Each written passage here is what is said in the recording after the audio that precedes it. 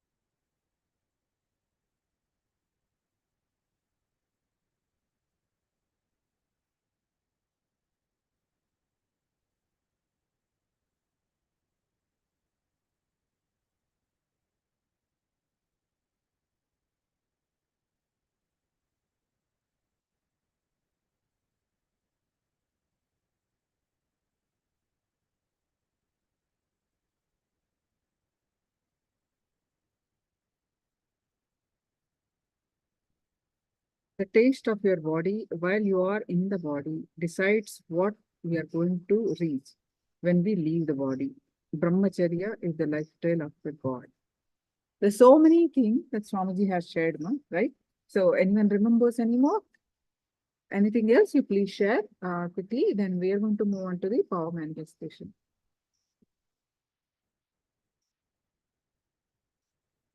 Elizabeth, Ma, you're sending me a private. You can send it to everyone so that everyone can see. By mistake, I think you're sending me to me alone.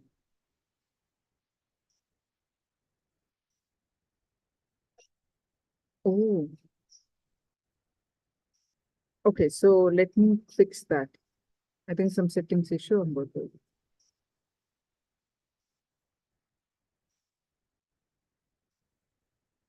Now you can make one. Now you can.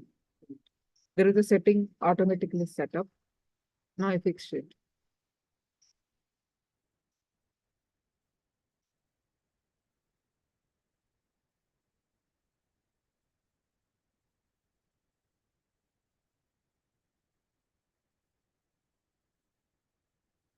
So I was talking about the, can you send it to everyone, Ma Pascal? You also, I changed the settings. It was automatically set up actually by mistake. You can't?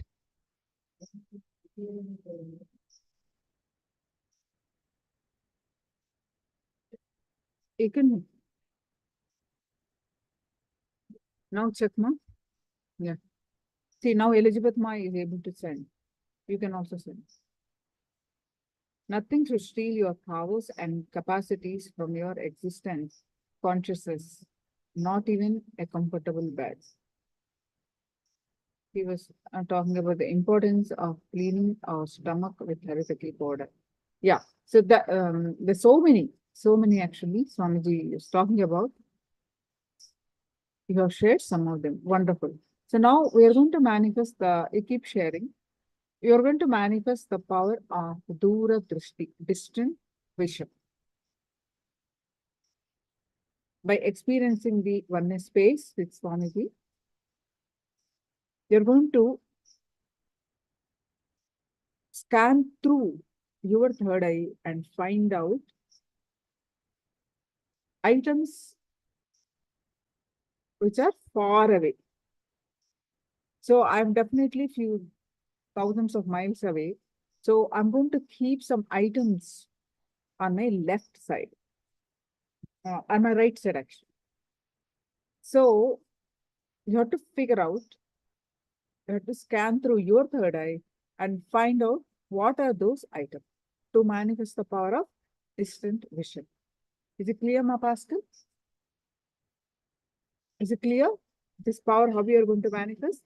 I'm going to keep some items on my right side. So you want to scan through your third eye and find out the items right side. My right side. Yeah. My right hand side. Right? So okay. Now please sit straight with your head neck back, straight line.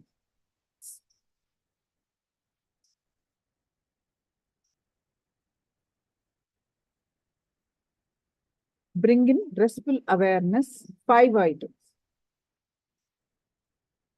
Ramanima, 5.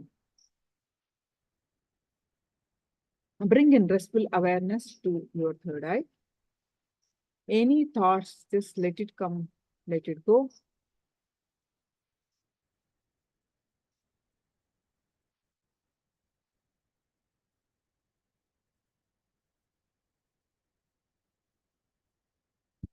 Visualize Swamiji's form in your inner space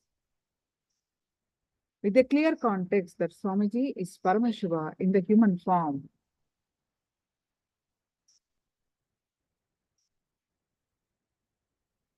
With this clear context, start chanting the Mahavakya and bring in your attention again and again back to your third eye.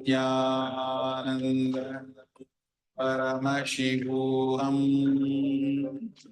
ॐ नित्यानन्द परमशिवोऽहम् ॐ नित्यानन्द परमशिवोऽहम् ॐ नित्यानन्द परमशिवोऽहम् ॐ नित्यानन्द परमशिवोऽहम् ॐ नित्यानन्द परमशिवोऽहम् ॐ नित्यानन्द परमशिवोऽहम् ॐ नित्यानन्द परमशिवोऽहम् ॐ नित्यानन्द परमशिवोऽहम् ॐ नित्यानन्द परमशिवोऽहम् ॐ नित्यानन्द परमशिवोऽहम् ॐ नित्यानन्द परमशिवोऽहम्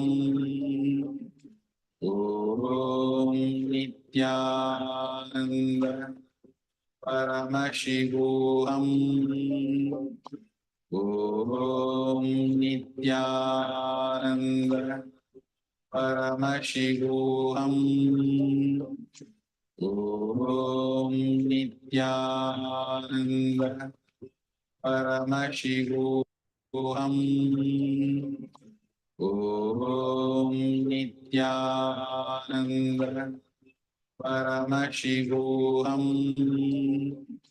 ॐ नित्यानन्द परमशिवोऽहम् ॐ नित्या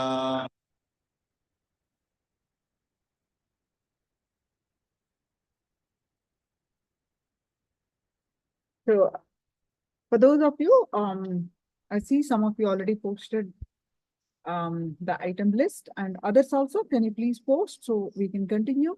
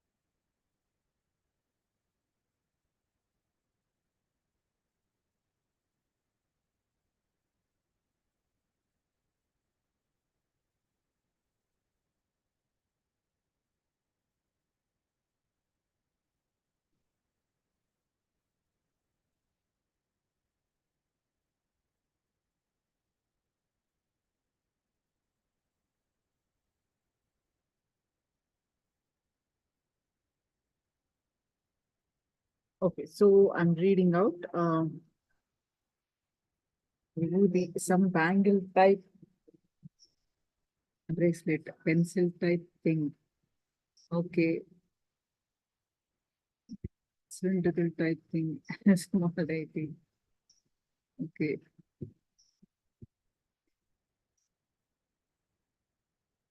So 3 are correct, ma. Linga, box, spoon, mirror. Wow. Ma Pascal, 3, you also 3. So black and white. Plastic bottle, seen hair. Yeah, there is one bottle. 1 out of 5. Erijvatma, 1 out of 5. Book cup and glass, plate. Photo.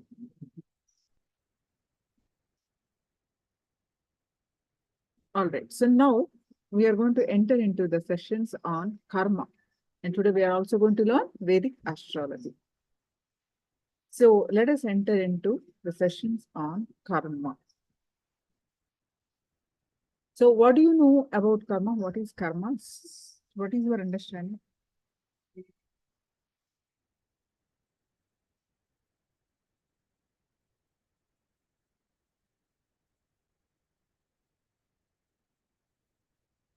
There are many things I put. Not just five. So I'm not going to show it to anyone. So I only can say whether correct or not.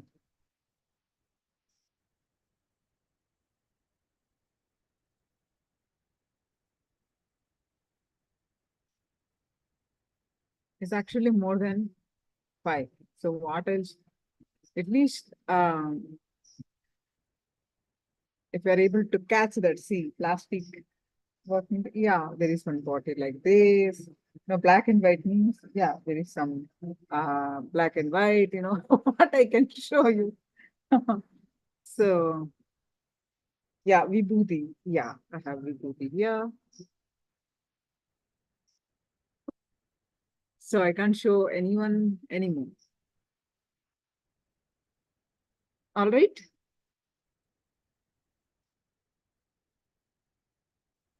All right. So next, cell phone is not cell phone habit. So cell phone doesn't come under power manifestation. Then it's all become guesswork. Cell phone surely we have. So cell phone is not included in the power manifestation. Cell phone, computer, charger, all these things, please do not save it.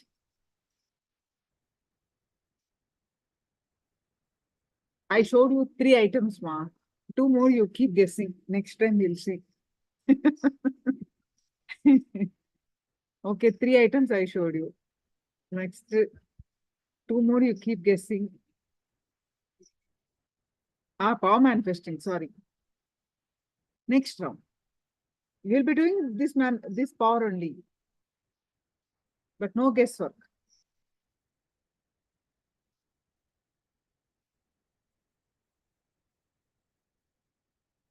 So what is karma? What do you understand karma? I'm sure, Ma Pascal, did you hear about the word karma? Karma. I type. So what do you understand with that word? I know it's a very famous word. Even many across the world know this word. So what do you understand about that word?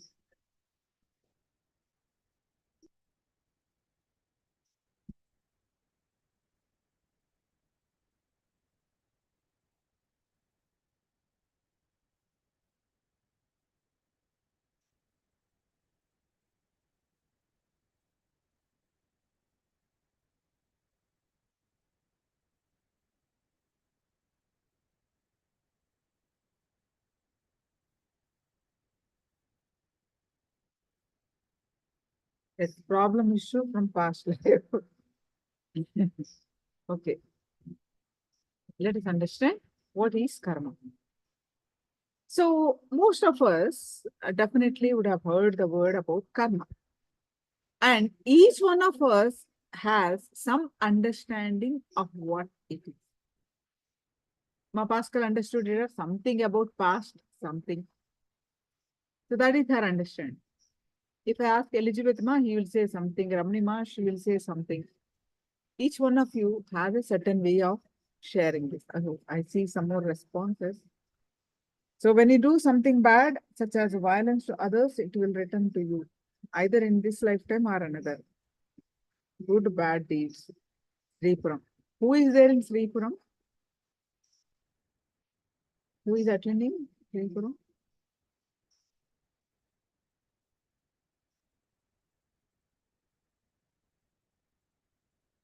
Okay. And repetition of this problem in our life. Okay, so we'll be learning so many powerful cognitions about the karma. Each one of us has certain own understanding. That's what you share, right? So based on what we have read in books or heard from others, please understand, karma needs to be understood clearly. See more coming, unfulfilled desire. Okay. Ramani. So karma needs to be understood clearly because it is the basis of the cycle of life and death. It is the basis of blissful living. If you understand this powerful cognition, it is the basis for the blissful living.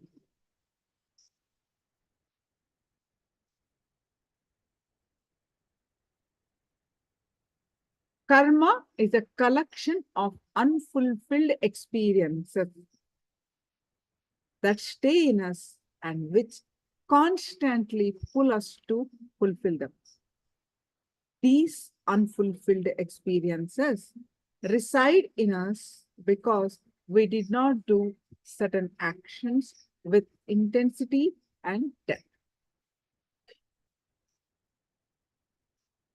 Those actions leave behind unfulfilled experiences in us. Anything that we do and experience intensely and deeply will always leave our system.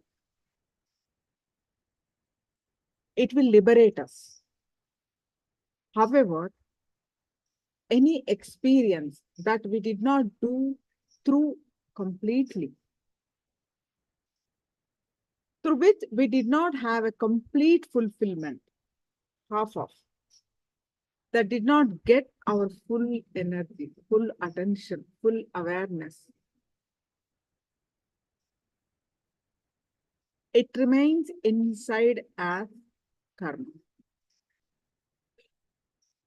So, karma is, there is a beautiful verse in Upanishad, and that is what we end of the every program or meeting, we chant this. Om Purnamada Purnamidam Purnat Purnamudashyate Purnasya Purnamadaya Purnameva Vashishyate.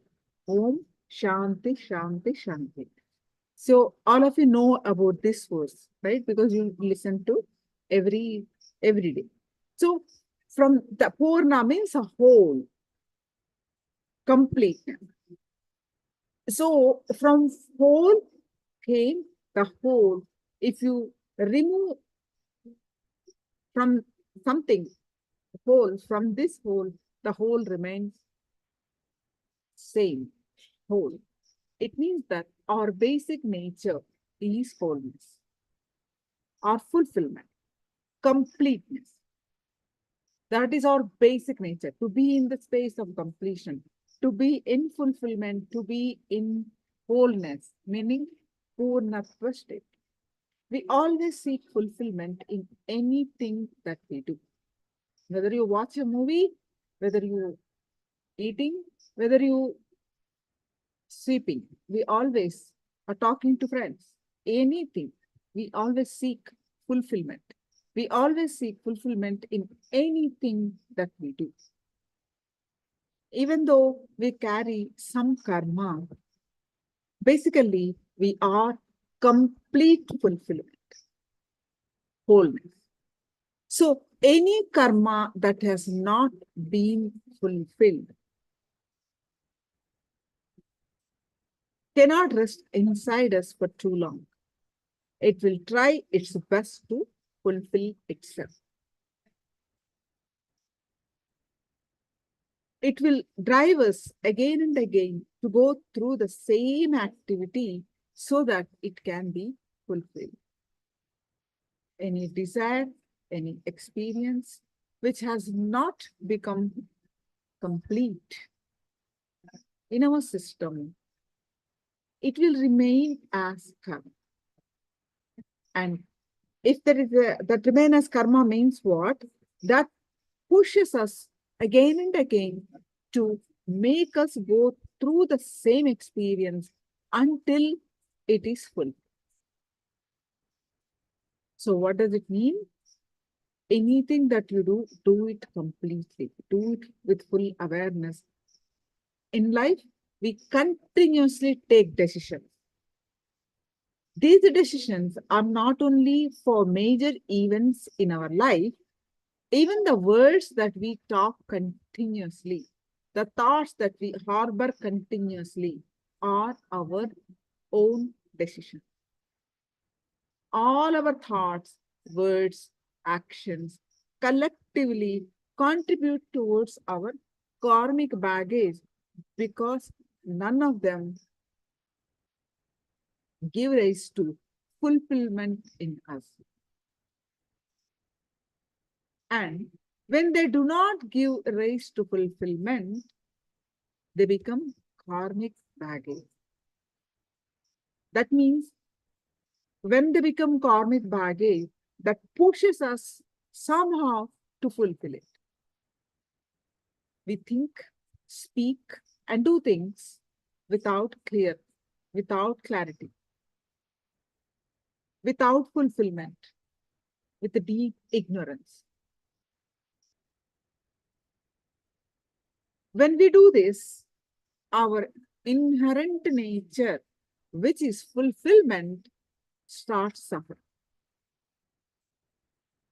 Therefore, our own thoughts, our own words, our own deeds become our karma and drives us to reach fulfillment in some way or the other.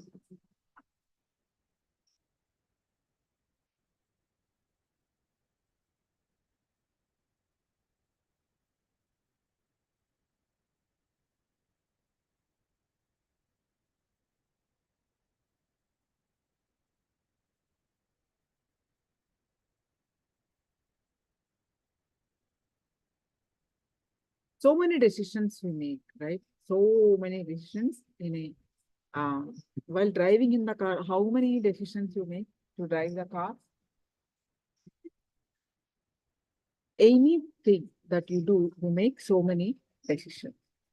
The totality of all these decisions contributes to you're sitting here in this session, or you're sitting watching a movie, whatever it is, that is your decisions. The totality of all these past decisions is your present moment. Now, applying the same logic, the totality of your present decisions will be your future. What you are here means your past decisions made us be here in this Zoom session. Same way, what you are to make decisions now lead you to your future. So this is the whole karma theory. The totality of all your past is the present. And the totality of all your present is your future. So thousands of decisions unconsciously we make in a day. Whether it is thinking or talking or doing, many things that we do unconsciously. It is done unconsciously without awareness. That is the reason we are not able to connect the cause and effect of many of the things that happen in our life. Because we did, but unconsciously, we don't even know that we did it. That's why many of things we are not able to relate with why things are happening in our life. We always think we have been dished out unfair results. Life, we feel like we are a victim of life. We are blissfully unaware that it is, it was we caused the effects. We made it happen by way of unconscious living and ended up in incurring the more karma. So that results in live consciously to escape karma. How many of you getting it?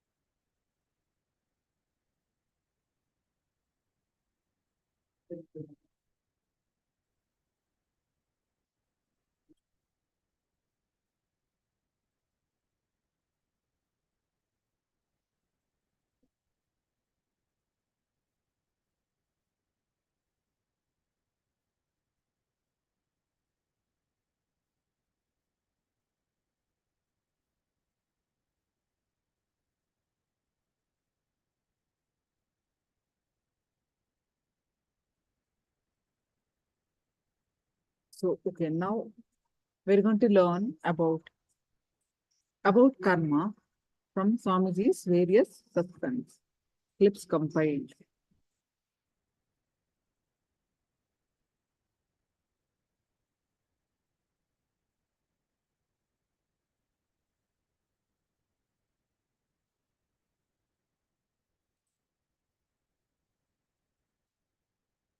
This subject is karma and healing. We have some researches and research reports. But before seeing the scientific researches, let us understand these two words, karma and healing.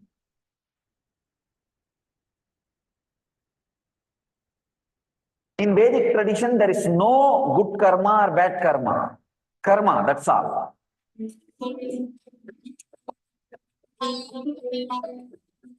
When you feel you are bound by actions and inactions, either you start liking action or liking inaction. You feel it will make you pure or impure. Then you start projecting that same thing on everybody. You corrupt your environment. You corrupt the people who live with you.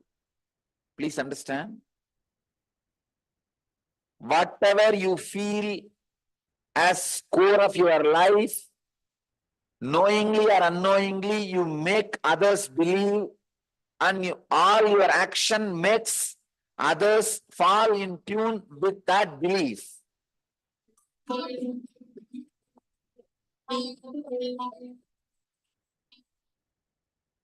Whatever you are not able to make it part of your life, your understanding is bad karma. Whatever you are able to assimilate and make it as part of you is good karma. Please understand, it's like this. The projector. Some scenes are projected through the projector on the screen. Sometimes the light is too big. Only some 70% is falling on the screen and the 20% is falling out, 30% is falling outside the screen. The screen is life. The projector light is karma. Whatever is falling inside the screen is good karma. Whatever is falling outside the screen is bad karma. So now what to do to make the whole thing as good karma? Just expand the size of the screen. Expand your understanding about life. Whatever can fall inside your screen, the screen means your experience about life, is good. Whatever is falling out, whatever you are not able to grasp as part of your life is called bad. Now, all you need to do to integrate karma, see, please understand, as long as there is a good karma and bad karma, healing can never happen. There will be one part of karma constantly hurting you, haunting you. Just expand your understanding about life. Enemies make you strong. Really, I tell you. Earlier I was thinking, for 1500 years, I'll be a living stream. Means the science, enlightenment science which I brought and which I am transmitting to human beings will be continuously transmitted with life, alive. It will be alive for 1200 years, I thought. Now I tell you, at least 5000 years. Let it be on record. When Vivekananda declared his Sangha will be a live stream of enlightenment for 1200 years, unfortunately, we did not have a video camera. Now, fortunately, we have it. Let it be recorded, at least 5000 years. Power of a spiritual organization is defined based on how much you can bear. Understand? Not punching power, bearing power. How much you can take it. Understand about life. You will expand the screen. The whole projector scene will fall on you. There's nothing called bad karma. That is what I call surrender. Expanding your understanding about life. Because life is an unpredictable happening.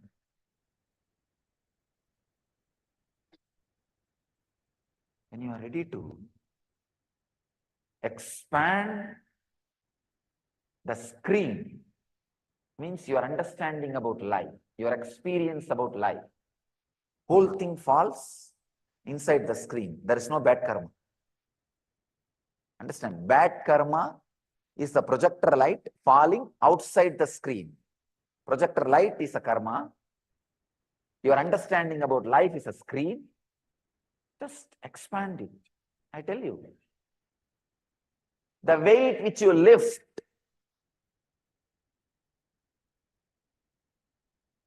is karma. The pain which you feel is bad karma. The muscle which you build is good karma. If you have the understanding, the pain is part of the muscle getting built, there is no bad karma. There is no pain. Then suddenly you will see, whole thing is good. The enemies who attack is karma. The richness which you became, the strength which you became is good karma. The pain you go through at that time is bad karma. But if you understand the richness, the strength, the extraordinary strength happens because of the pain which you go through at those moments of insecurity. When you understand that, there is no bad karma. Whole thing becomes light.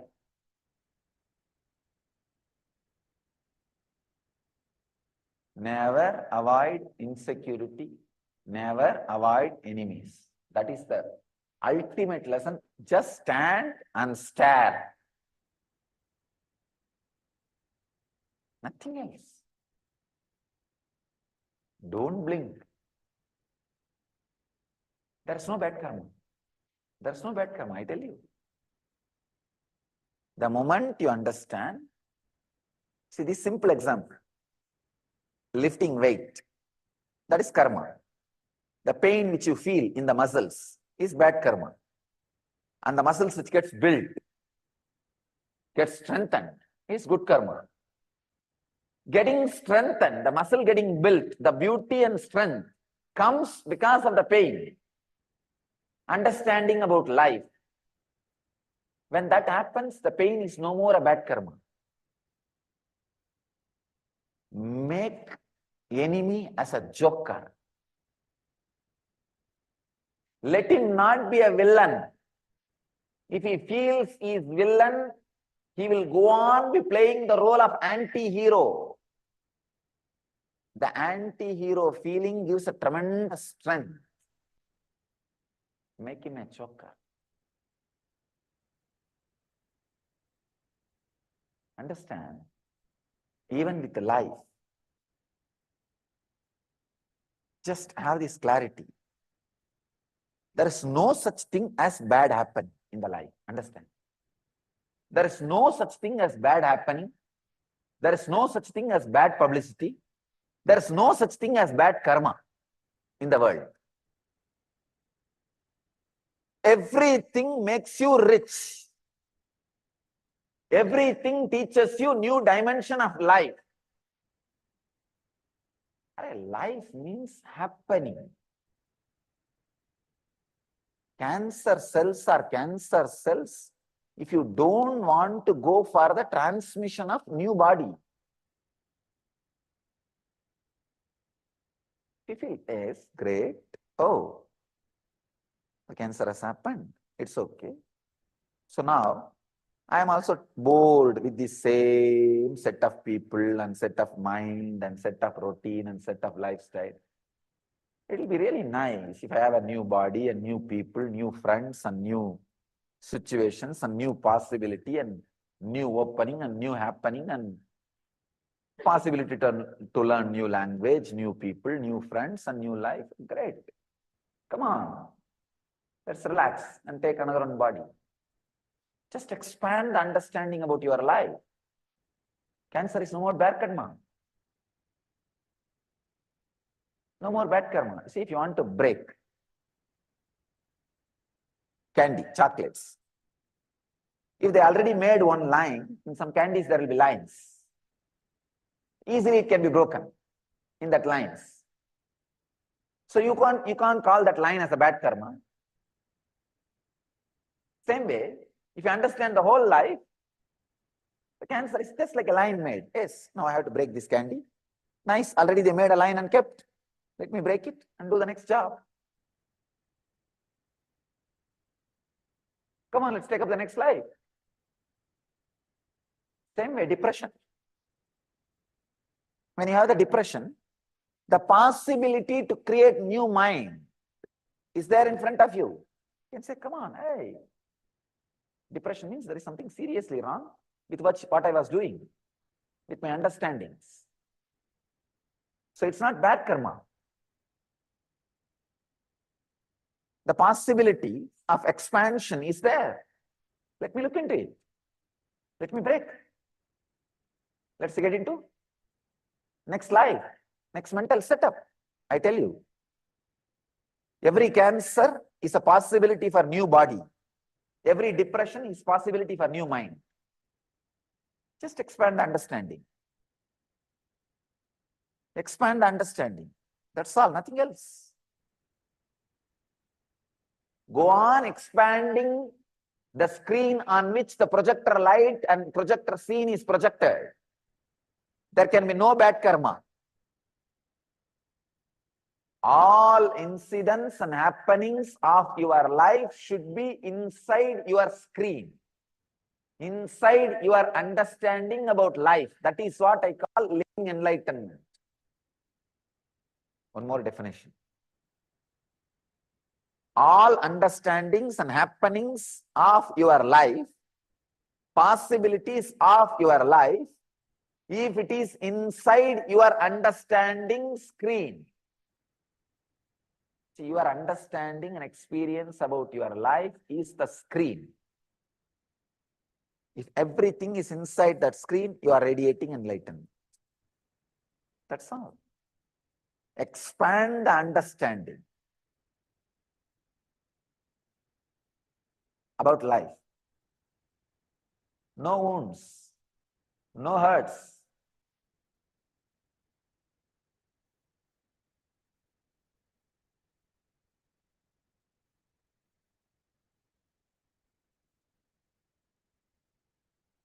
There is no such thing as hurt, wound, pain, bad. When you understand and expand your experience about life, everything makes you rich. Everything makes you rich. Everything strengthens you. Everything strengthens you. Look inside. Never ask, why should this happen to me? See, I have seen in Indian villages, they will make jaggery, the country sugar. They will boil the sugarcane juice.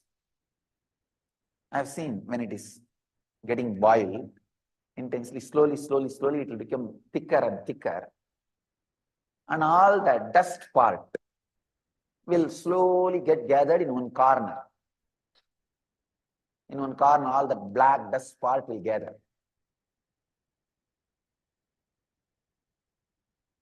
And they will take that out and they will make a different kind of a jaggery out of the dust. It's called karupatti. In Tamil, they call it. It's a different kind of jaggery that is used as a medicine. Understand? The dust jaggery is used as medicine. Because the dust is nothing but the bits and pieces which can't be crushed. Sugar cane pieces. The sugar cans, that's the little bigger pieces, which can't be crushed nicely. That is the dust. So that will come up separately. When that happens, if some few mud and all falls, that cannot be used. Same way, understand. If something, see, just understand that whole process, that jaggery getting made means the sugarcane juice getting boiled. The dust part, the dust jaggery, that is what you call as bad karma. I can say depression or cancer. That is really not unusable. Only if the outside mud falls into it. Outside mud is you asking why this happened for me. Don't ask why. That is the mud. If the mud falls on the dirt, that dirt cannot be used. If the mud does not fall on the dirt will become medicine. I've seen that dirt. They'll collect the dirt and make karupatti, which is a medicine for ulcer, especially stomach ulcer. That's a medicine. And throat problem, throat irritation, that is a medicine. So don't question the happenings. Why for me? There is something from this happening getting added to me. If you feel that, you will become rich through all happenings. If there is no mud added to the dirt part, and one more thing, when they make jaggery, they will not remove the dirt part till this completely become hard. Because till the last moment from the dirt part, the juice will be getting sucked into the main jaggery part. I was reading a beautiful book, The World Ramakrishna Knows. Based on all the examples he gave in his discourses and classes and sessions, they painted the world Ramakrishna knows. The background. It's such an amazing book. Same way, based on all my examples I give, you can paint the world I know. The world out of which I was born and brought up. Actually, you need to know that world. Only then you will understand completely the implications of my teachings. Only if you have seen the villagers making jaggery, large vessels, boiling the sugar cane juice, you can understand the lesson which I am teaching now. In large vessels, they will burn, boil, and boil the sugar cane juice. When it becomes semi-solid, the dirt will start gathering. And they will not remove the dirt out of that pot till the end, because till the end, the juice will be getting extracted out of the dirt into the jaggery. When it becomes almost solid, only then they will remove the dirt part and make a separate mold out of the dirt part, so that it will become medicine. So the dirt itself is not useless. Don't think it is useless. No. It is useful. But when the mud gets added into the dirt, it will not be useful. It has to be thrown away. If there is some big breeze and the mud comes and falls on the dirt, it cannot be used. Same way, when you ask the question, why this happened to me? The dirt has fallen and the mud has fallen on the dirt part. Bad karma. You made bad karma. Instead, see very clearly, even from the dirt, something is making me rich. Something is happening. When you wait without removing the dirt and observe, all the juice and lessons you need to learn from the dirt will be taken into the main jagiri, the good karma. And after that also, even that essence dirt will become medicine. So there is no bad karma. There is no bad karma. Any incident happens, makes you rich, makes you richer than what you are. Understand, life is paradox. When you are not interested in living with paradox, you will not have life. You will not have life. Life is conflict model. Understand? Life's model is not square or round or rectangle or triangle. Life's model, if you want to know the geometry of life, understand, it is called conflict model. This is the geometry of life, conflict model. But you go on trying to make rectangles, triangles, circles, squares out of life.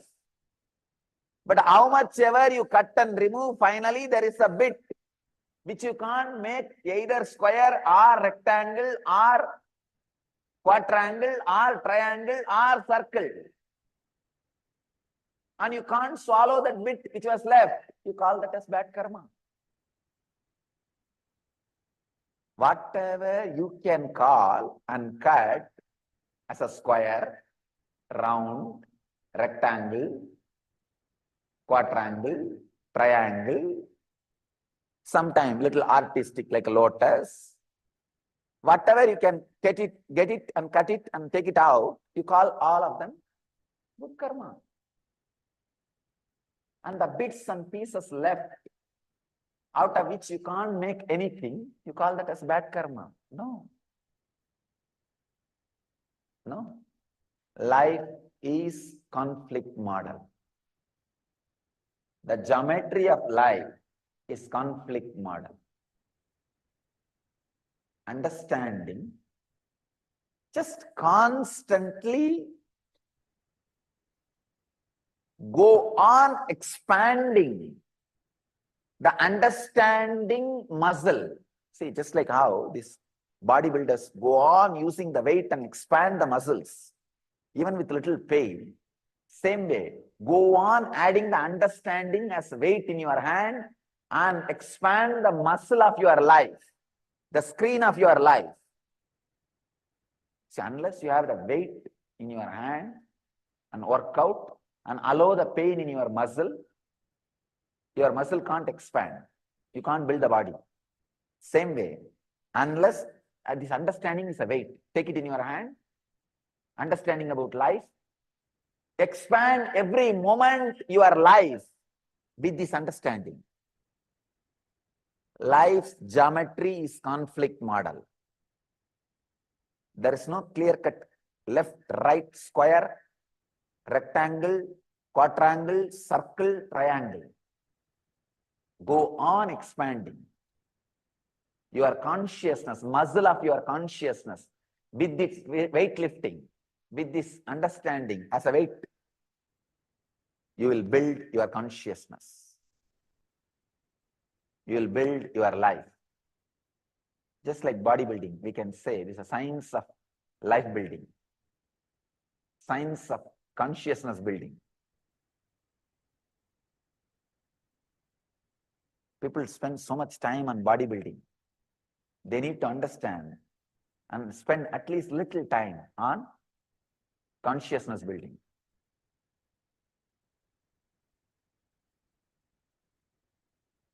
On life building. If you understand karma, healing happens immediately.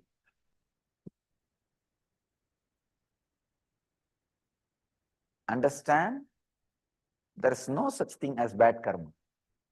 Bad karma is only one thing. Asking why this happened to me. That's all.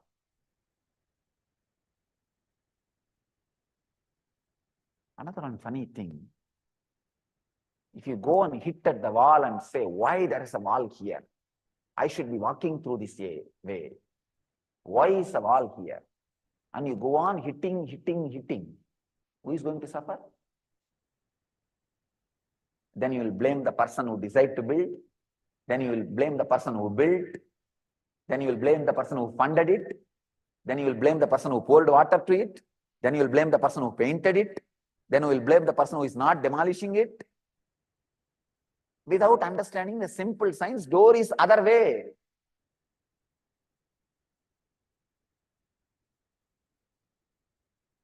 The why always brings a wrong answer.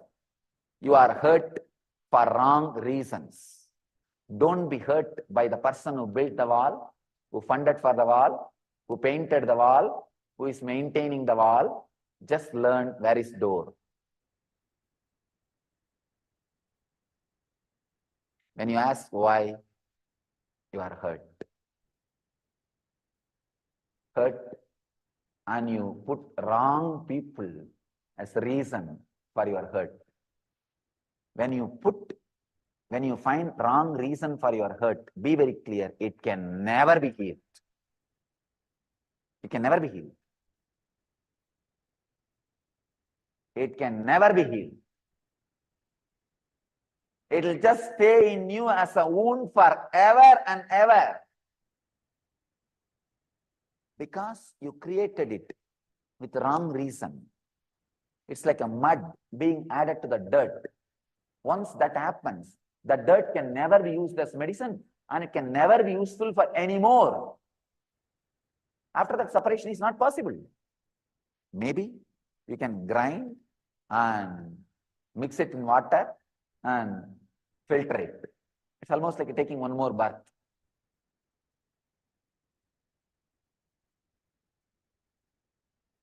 Understand this great truth. Life is an extraordinary insecurity. It is extraordinary insecurity because it is living. Living means extraordinary insecurity. Either you can be exhausted by it or excited by it.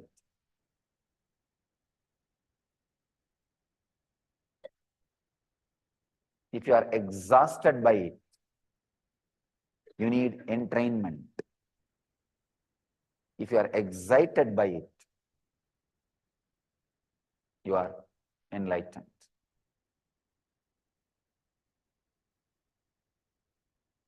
Understand these 5 E's. Life is an extraordinary uncertainty. Either you can be exhausted by it or excited by it. If you are exhausted, you need entrainment. Don't go for entertainment. Entertainment means diversion. No. You need entrainment. If you are excited by it, you are enlightened. I tell you, the secret of that courage is this one understanding. I never ask the question, why? No. Not even once. Why this for me? No. Why makes you shrink?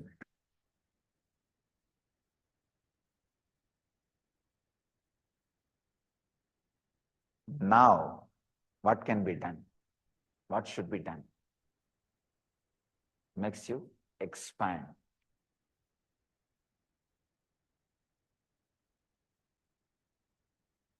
Expand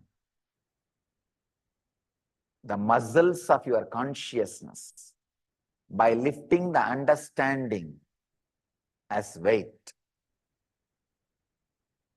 There is no such thing as bad in the life.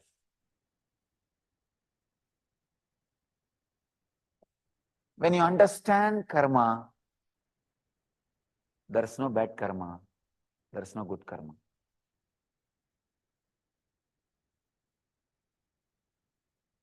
Expanding the screen of life on which the scenes of karma is projected and making sure that no part of the life is outside the screen means no incident, no happening of your life is out of your understanding and digestion capacity, out of your experience. Make sure.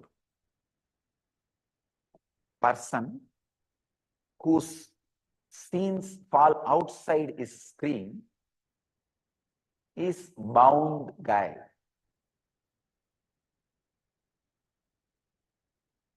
Bandha jiva. Person whose all scenes fall clean is jivan mukta, enlightened. Person whose screen is so big, even others' projectors can be projected and seen, is incarnation.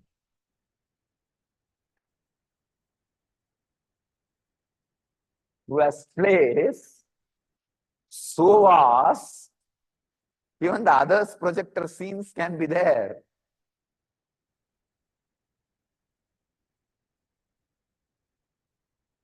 Good or bad, he is ready to digest, swallow, stand.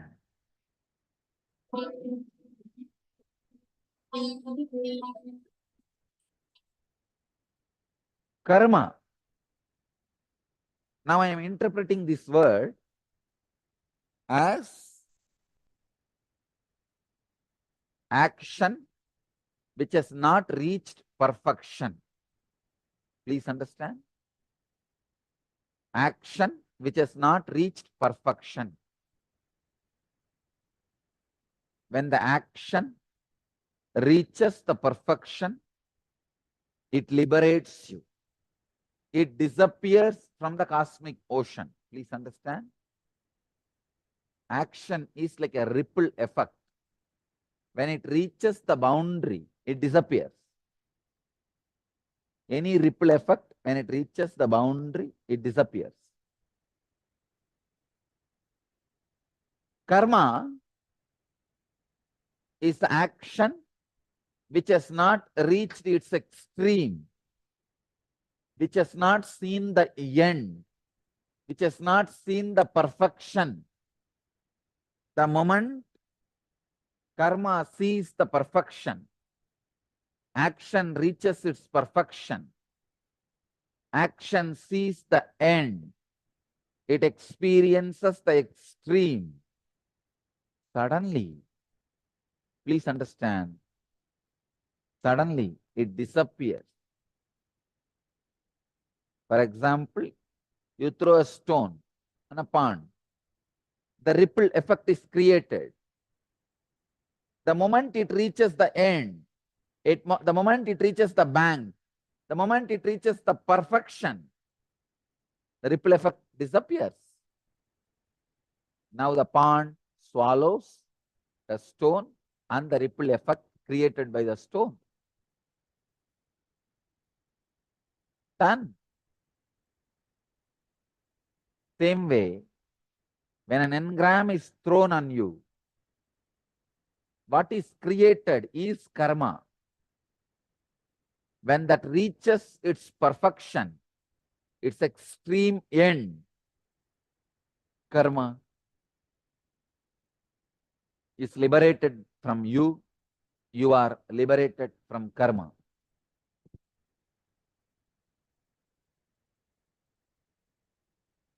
That is why in all our programs, I emphasize so much on completion.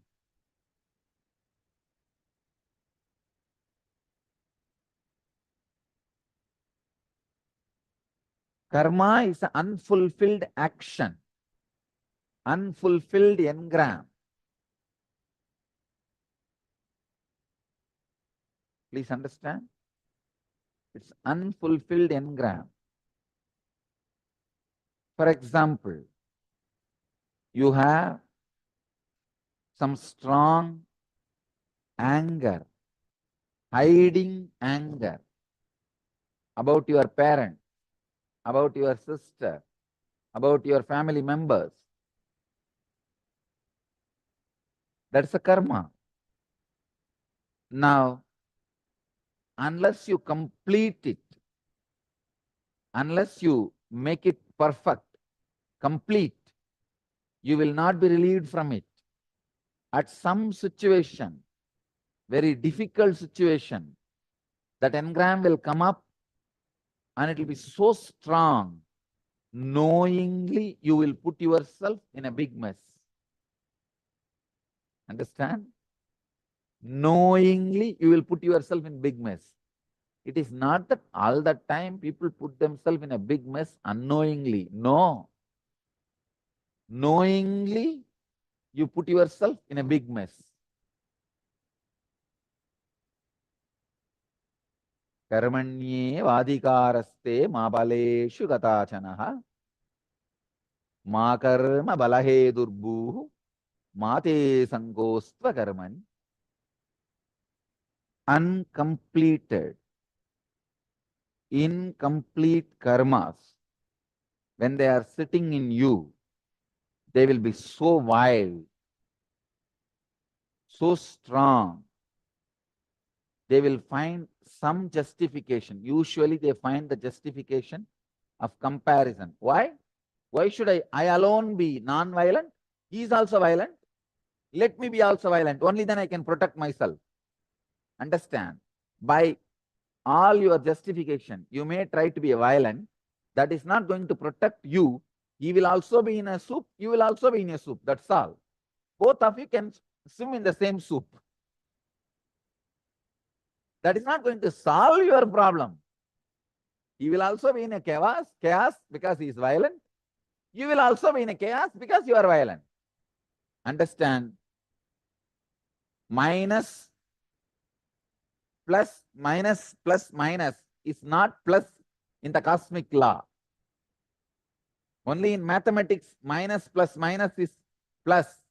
No. In the cosmic law, it does not apply. Minus into minus is not plus. In cosmic law, minus, minus, minus. Understand? Just because he does bad karma, your bad karma is not justified. Then you come up with something, practicality. What is practicality? No. In this plane, this is only possible. Then suffer that plane sufferings. I have seen many people. No. What you are talking is great, Swamiji, but it's a spiritual plane. People are in normal plane, so I have to work in the normal plane. Then you have to have the sufferings of the normal plane also.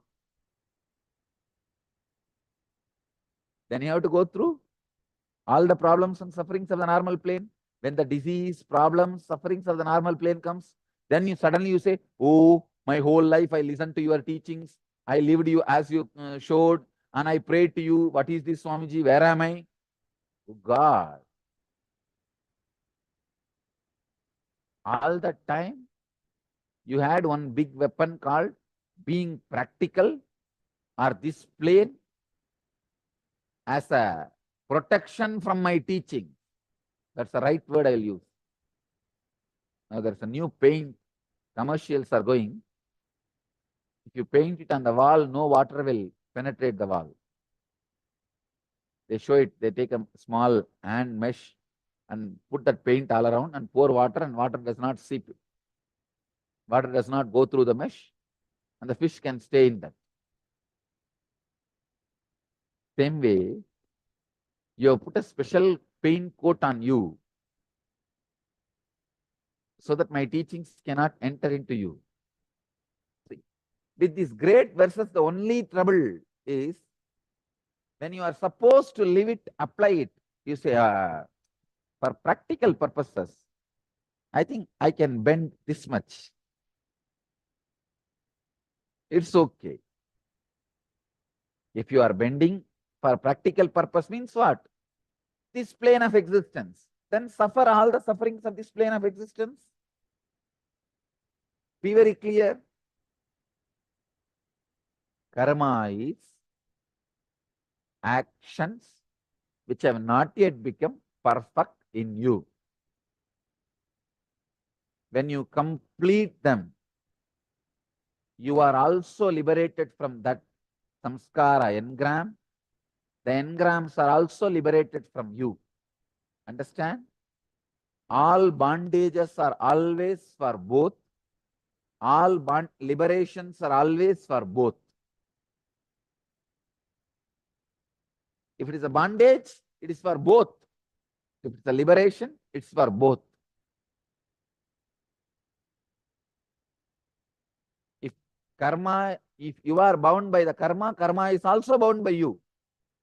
If you are liberated from karma, karma is also liberated from you.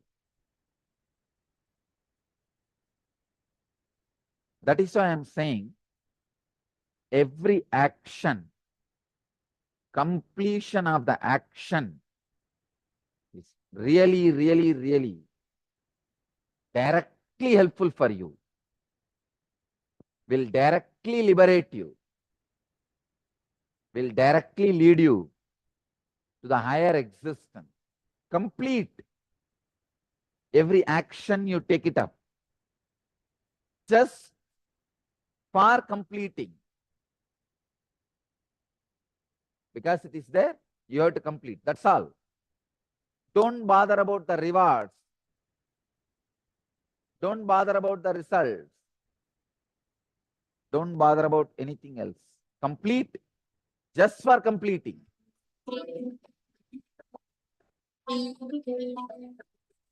Today I'll translate karma as accumulated results of actions. Accumulated results of actions.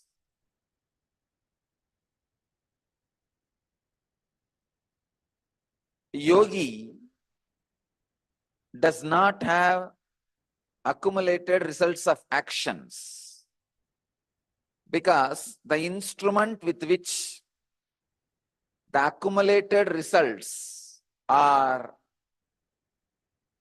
experienced, the mind or the body with which the accumulated results are experienced, does not exist for him. Because he resides in a space where there is no accumulated results are touching.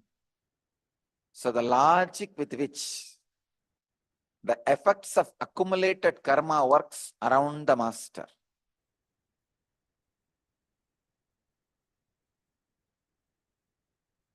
is totally different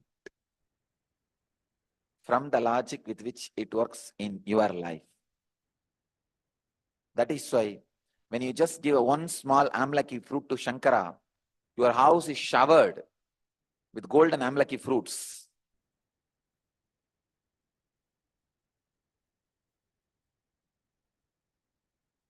When you just try to give little poison milk to Sri Krishna, like Budana, the whole life is sucked out. Understand the logic with which karma functions.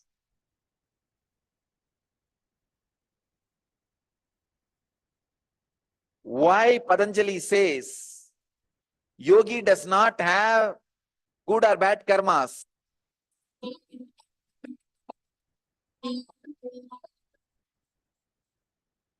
In the cosmic system also,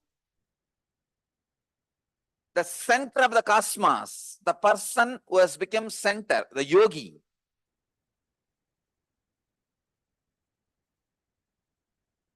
has a freedom to play with karma. to go beyond karma. But one important thing is, neither he is affected by it, nor the cosmos gets affected by it. That is something very unique. Please understand. This point is where the atheists and theists differ. Atheists claim the whole thing is an automated mechanism. But the yogis claim it is not automated mechanism. There is some independent intelligence which plays the role of the center, being the head. But fortunately, it is not equivalent to the political head of a country. See, the freedom political head as over the law of the country can create good and bad. Shukla and Krishna can happen.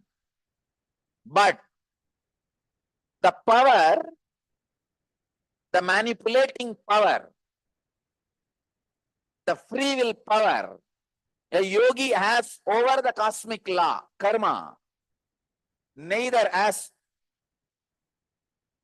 Shukla or Krishna.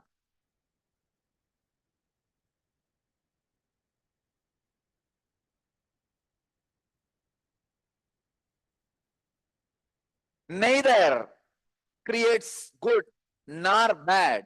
Over the cosmic law, the independent intelligence, the capacity to manipulate, which yogi possesses.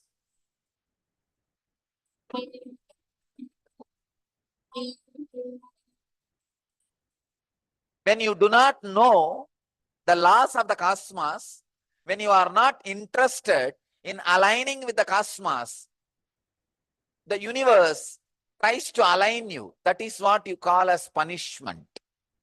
It is not. It is the signals sent to you by the universe to align yourself, to get back to the center, to get back to the source, to get back to the functioning. Please understand. The law of the cosmos is what we call karma.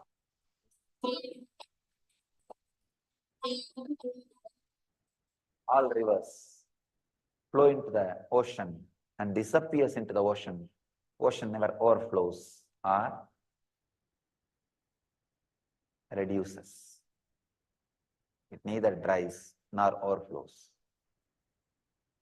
Abhuyamana machala pratishtam samudra baba pravishanti yatvat. There is no such thing as bad karma. If you understand karma. The moment you understand karma, healing simply happens. Simply, spontaneously and naturally, healing happens.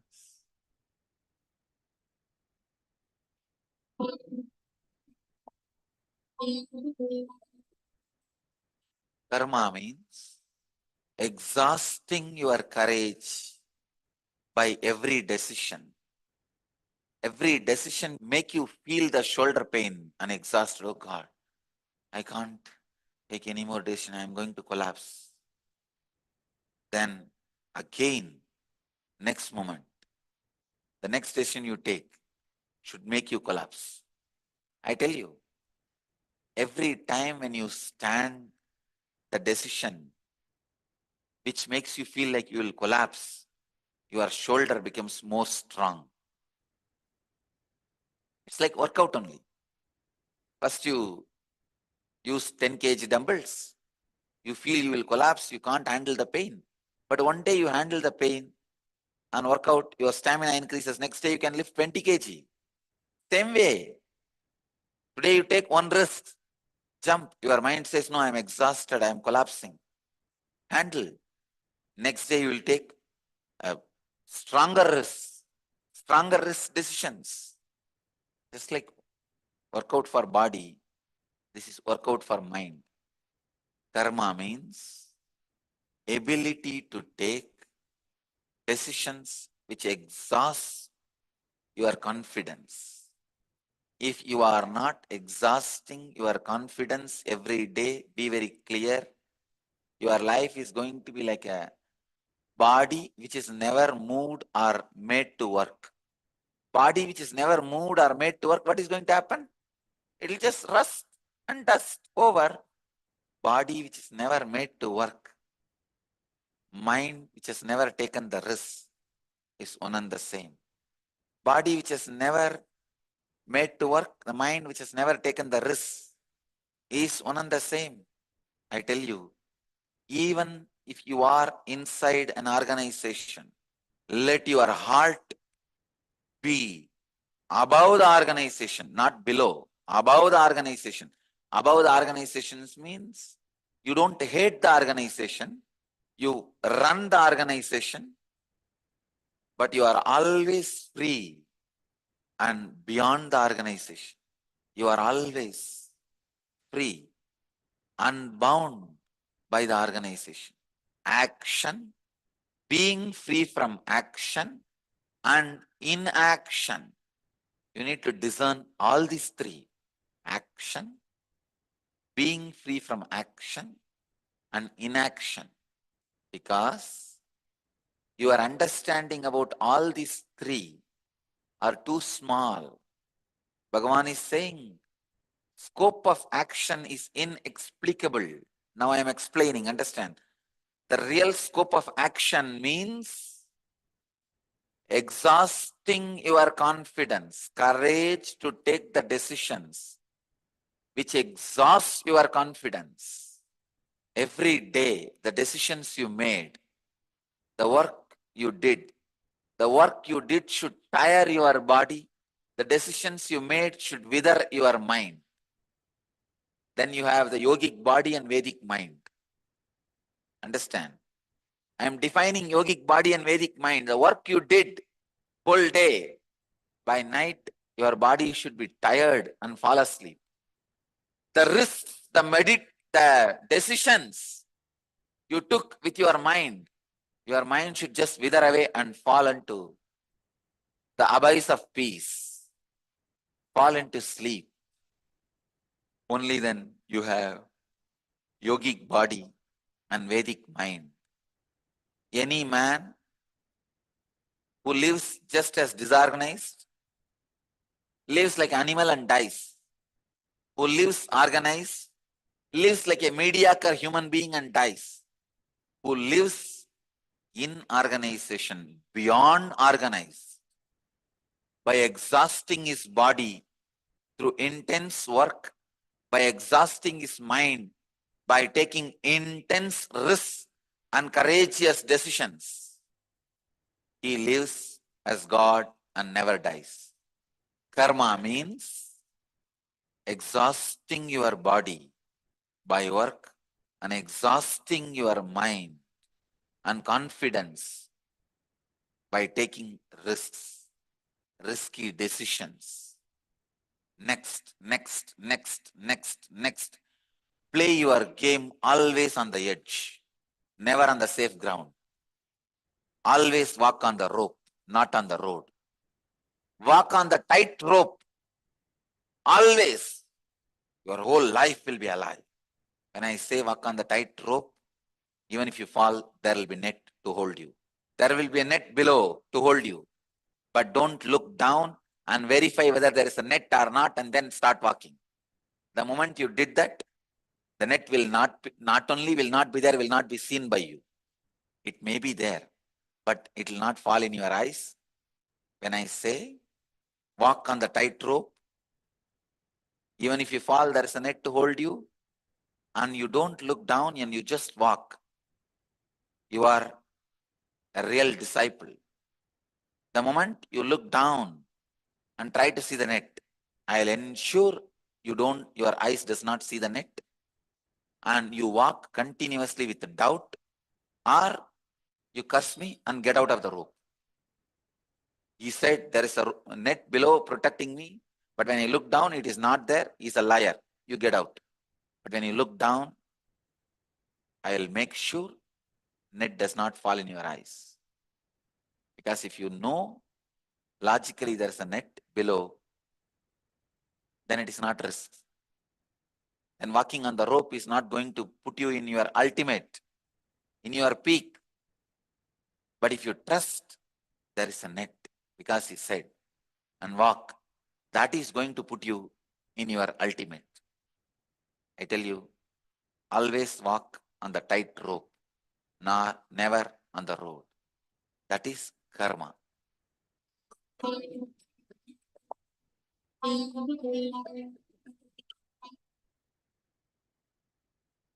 Basically, you have 3 layers of karma. Agamya, Prarabdha, Sanjita. Sanjita is the karma which is like a bank, reserve bank. Whatever you did in your life,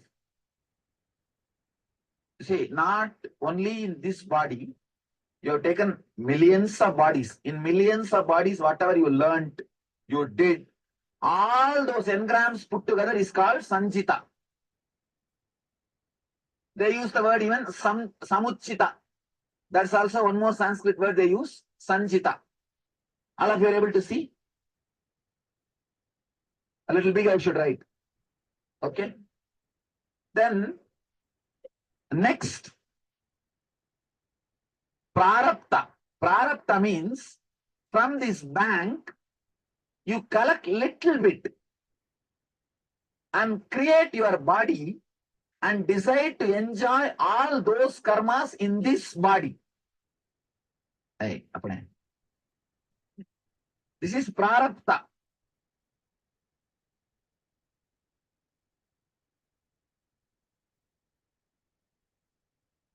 Understand? This is bank. Like all your past collection. That's huge account. You don't know when that will disappear or anything. And bank means don't think some collection saving. It's a debt actually, credit. Credit only. You have to finish them out. This is the Prarabdha. Prarabdha is the little bit which you brought to enjoy or exhaust through this body. And the third karma, this is the worst thing. Agamya, after coming down, you start collecting. That is the worst thing. Agamya.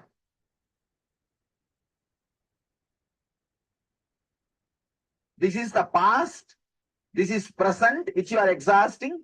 This you are collecting for your future, adding to the Sanjita. Now, any fellow who lands on the planet Earth to exhaust, for example, here you have 1,000 karma. I'm just giving an example.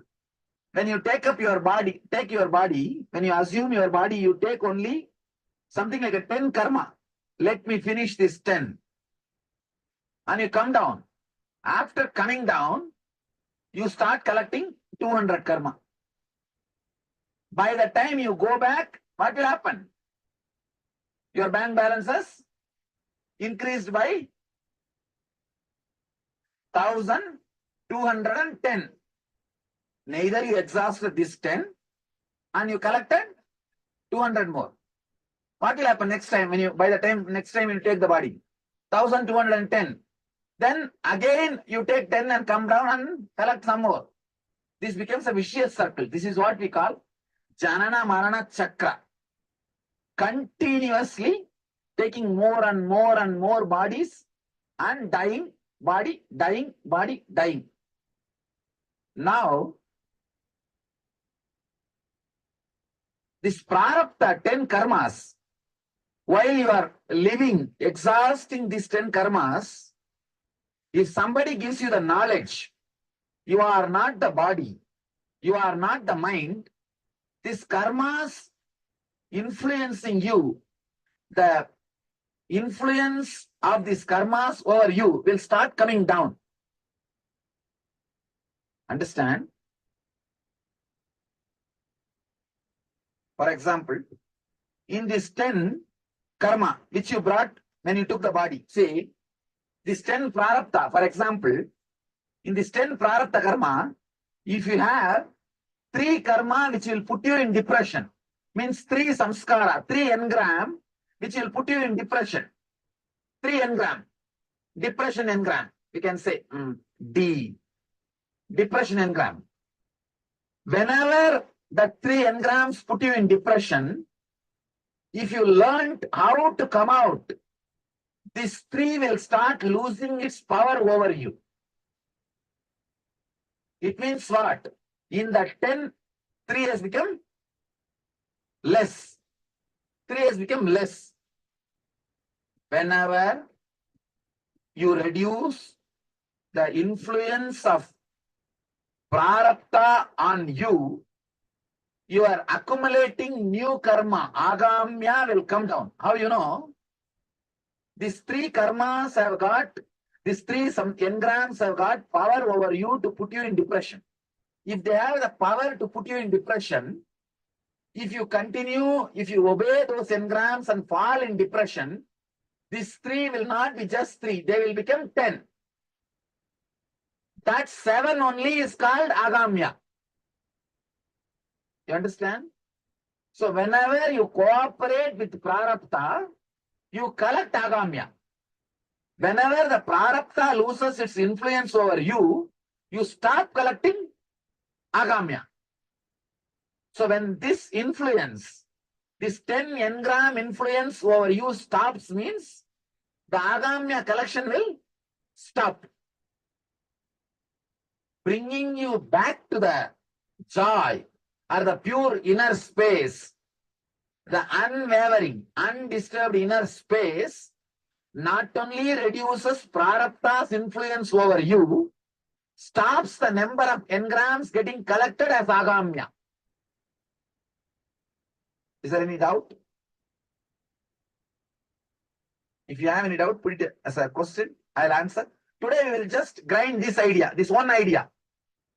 This one idea will churn in your head or drill in your head. This one idea. Initiation means the ideas, knowledge, which brings you out of these depressive thoughts. Which brings you out of the depressive thoughts, means the knowledge which brings you out of the influence of these 10 thoughts. Prarabdha is what we call initiation.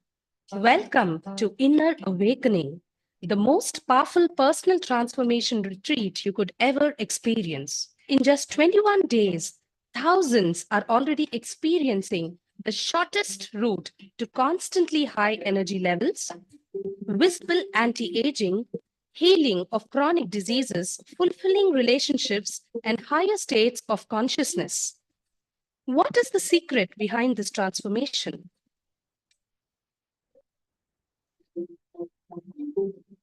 Kundalini means the inner potential energy. Once it is awakened, opens the different doors for the conscious experience in you. I can say which is a master key for all extraordinary spiritual experiences.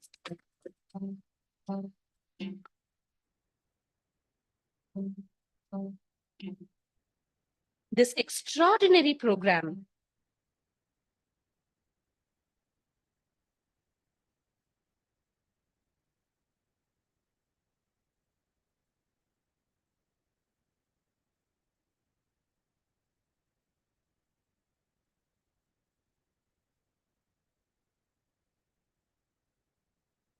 Yes, now please post your understanding and get ready for the power manifestation.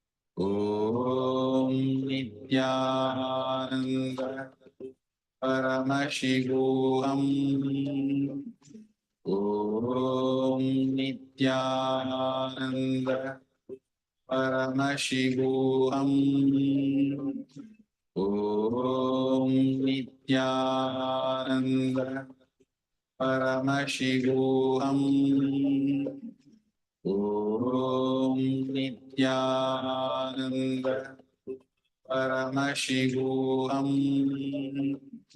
Om Nityananda Paramashivoham Om Nityananda.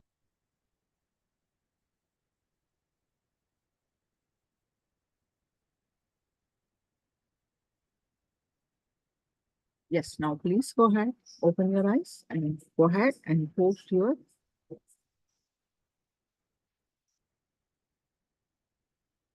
what are the objects?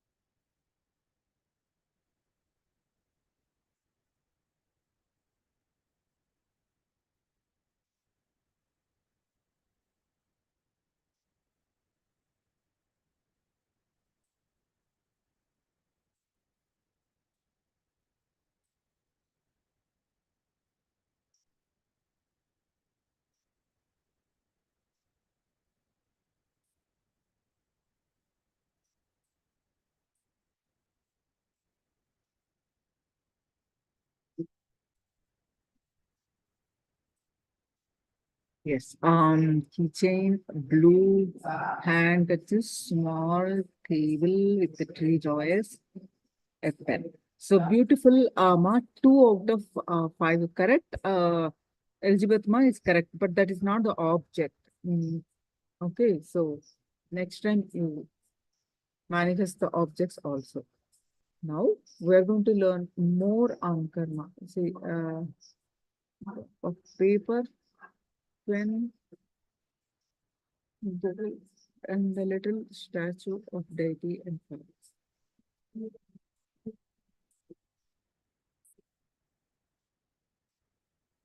Yeah, 2 out of 5. Okay, so all right. So now we're going to learn more on deeper secrets of karma. 400 box. Box is correct.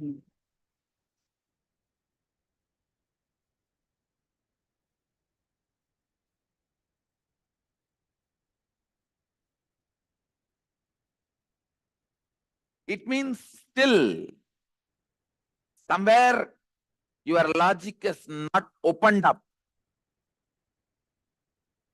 Any thought current which makes you feel stuck,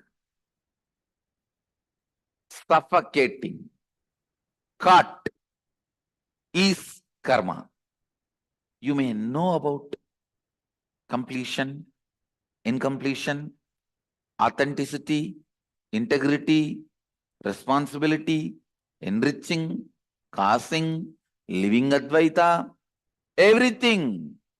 You might have heard all those concepts, enjoyed them logically, but if you are still stuck with some thought pattern, which again and again brings you back to the same state, if you have not caused your reality, be very clear, all these thought trends and thought currents and definitions, everything is just karma for you.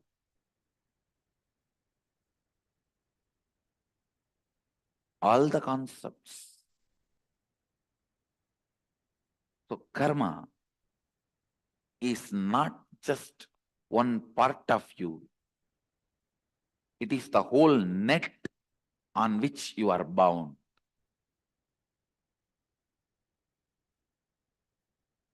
Anything which raises you to the next level, which gives you the push, breakthrough, is freedom, is completion. Understand? If you have come expecting definitions about karma, whether it is Pitru-dosha, Naga-dosha, Sarpa-dosha, Snake-dosha,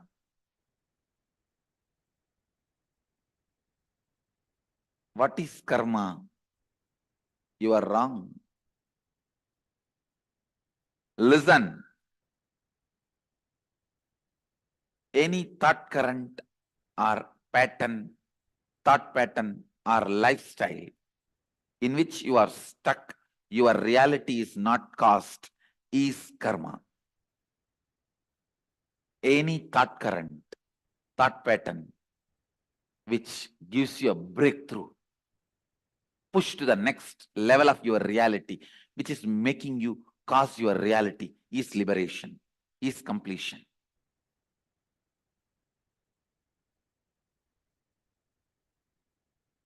Look in. If something logically suits you so much, you understand it so much, you just know the solution is around the corner. But again and again, you are back to square one, stuck. Means it may be a very good brain candy, but not completion. You are having only kakka biryani.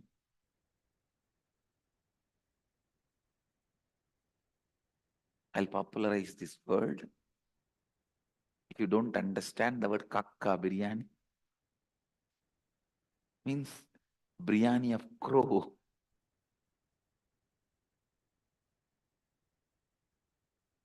Crow biryani. Understand?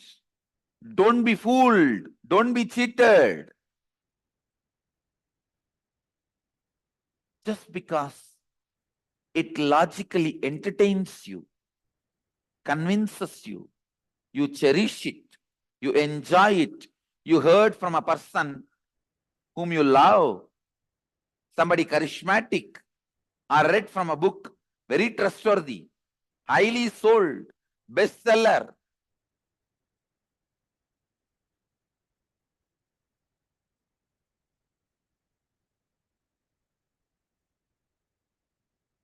Is bestseller. That doesn't mean best. Understand? Best selling is different from being best. I'm not saying these two does not meet each other. I'm only warning you, just because one, don't expect the other one also. Just because something is best selling, don't expect it is best. Listen. You might have read from a bestseller the thoughts, thought trend, and cherishing, highly entertaining. Please listen. Please listen. If that thought current is not giving you breakthrough, if it is not giving you constant breakthrough, it's only karma.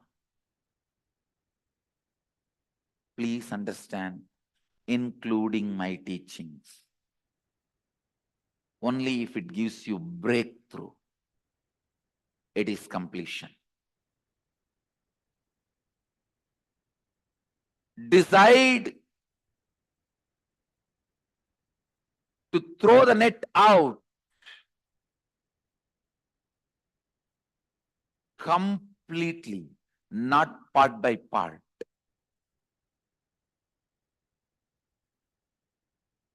Today morning, when you wake up, if you are feeling tired, bored, and having slight stomach pain, not only question your ideas about health, question the very idea about the world, life, God.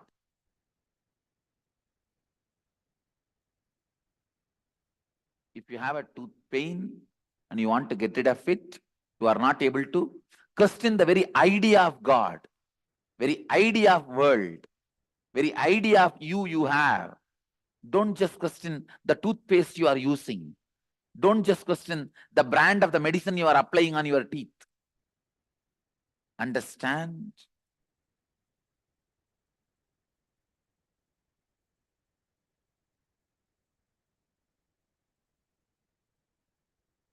A thought current which can solve your problems partly, thought current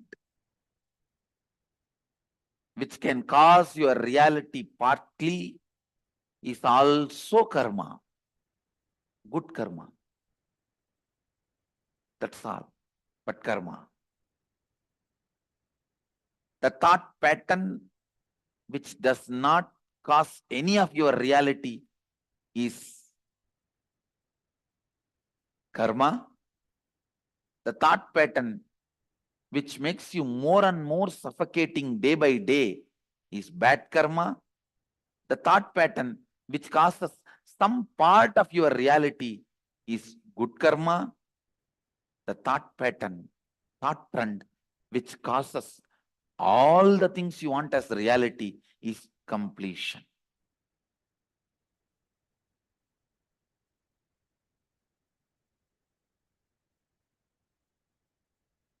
Karma is the thought current in which you are stuck.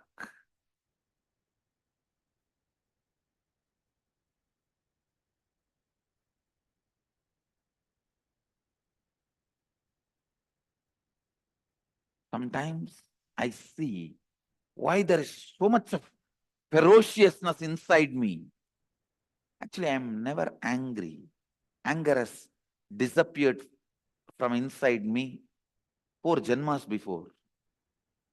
For last 4 janmas, I have never been angry. I don't know what is anger, but there is intense ferociousness. I used to wonder why. It is just because people are trying to cut the small parts of the net which is tied around them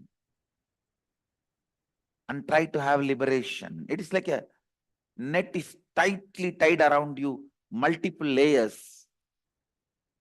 You want to scratch your nose. You just only cut the area where your hand is and put your hand out and try to scratch your nose.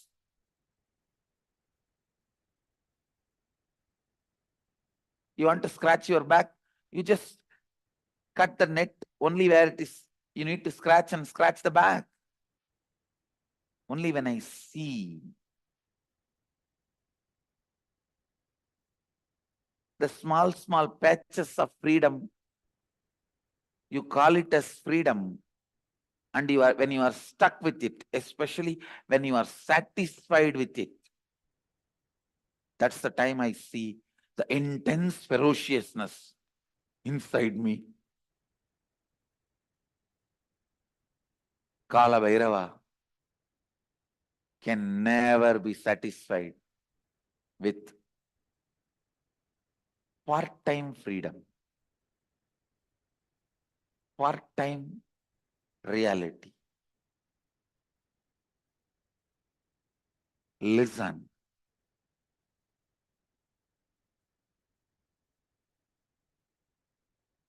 If you are not able to cause even one reality you want, question the whole thought current you have. Question the whole series of thought current you have.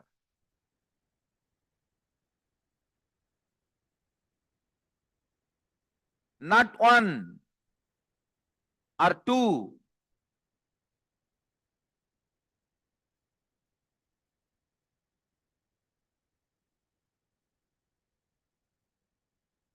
na iti, not this.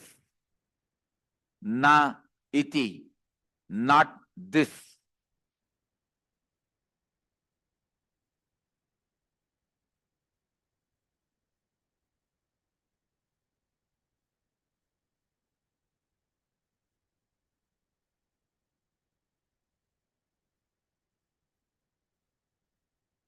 Even if one thought current is discarded completely, you master the method of discarding thought currents. Discarding thought currents is completion. Not just discarding one thought or one thought pattern, discarding thought currents is completion. Understand? When you complete with your root pattern,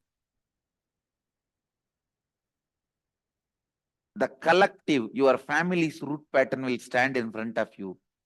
Complete that. Then collective, your society's root pattern will stand in front of you. Complete that. Then collective, your country's root pattern will stand in front of you. Complete that. Then collective, the global root pattern will stand in front of you. Complete that.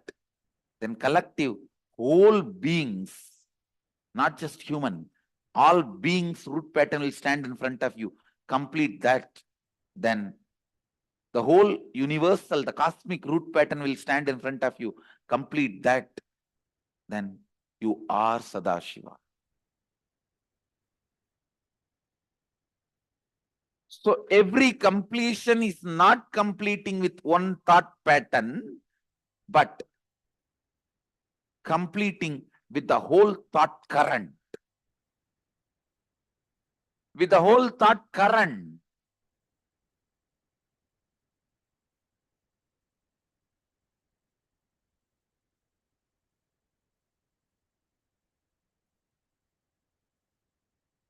If you have a slight tiredness, boredom, headache after you wake up, change everything. Not just your pillow or bed. Everything.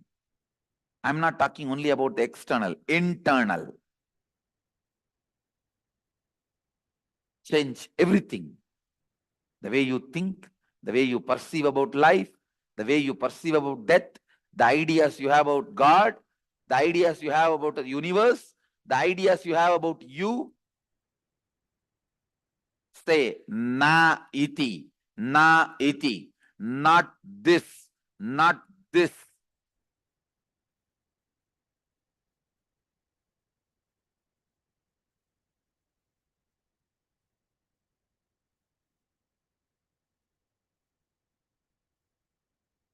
The time period you are stuck with one thought pattern is a year, season in your life. The time you are stuck in what thought current is life in your life. A thought current, the time you spend with one thought current in your long life is one life. Means the time between one life and death. Understand? Your life or death, your lifespan is not defined based on the number of years you are in a body. It is based on the time you spend with one thought current. That is why whenever you complete certain thought current and enter into a new thought current, whenever you are initiated into a new thought current, Vedic tradition calls you newborn.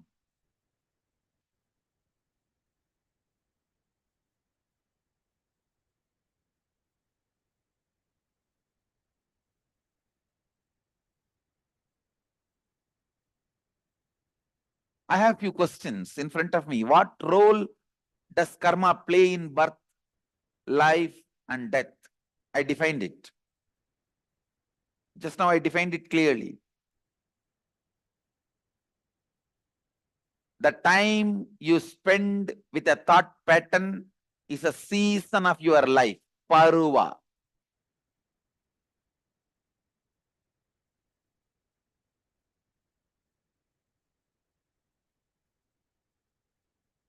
Like how you use the word teenage period, adolescent, youth, man, all those words. The time you spend with one thought pattern is season in your life. The time you spend with one thought current is your life.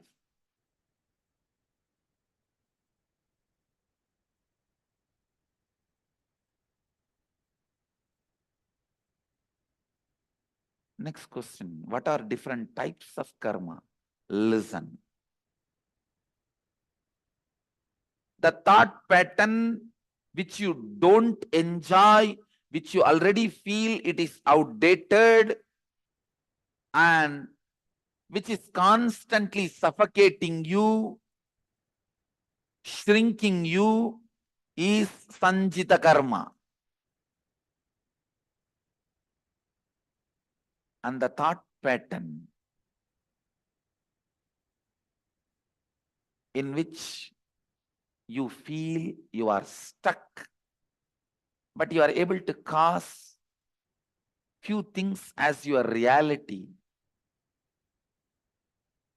in your life. That is agamya karma. But because you want to cause one or two things in your life as reality, the thought pattern you accept brings untold, unimagined, unexpected bondages, side effects, after effects in your life. That is called agamya. Listen. Husband is a person who stands by you during all the troubles, tortures, sufferings, pains, which will not be there in your life if he is not there. That is the definition of agamya karma. You try to cause your reality in one dimension of your life, and you accept certain thought current, thought pattern into your lifestyle, which causes multiple other suffocations and bondages. Unimagined, unexpected, untold, unbriefed.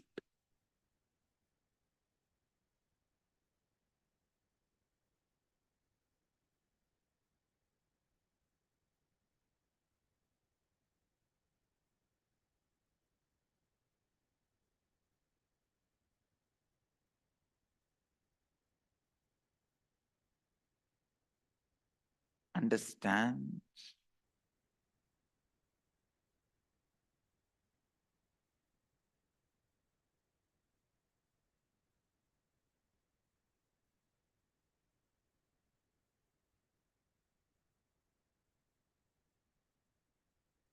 Just because you want to own a home, sometimes you get stuck in the home for next 40 years paying your bank home loan.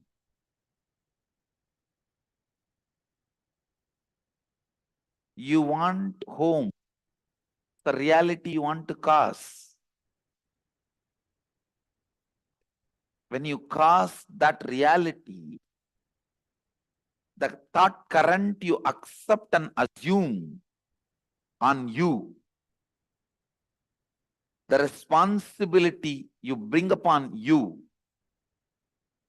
can suffocate and bind you in unimagined, unexpected, untold, unseen multiple ways.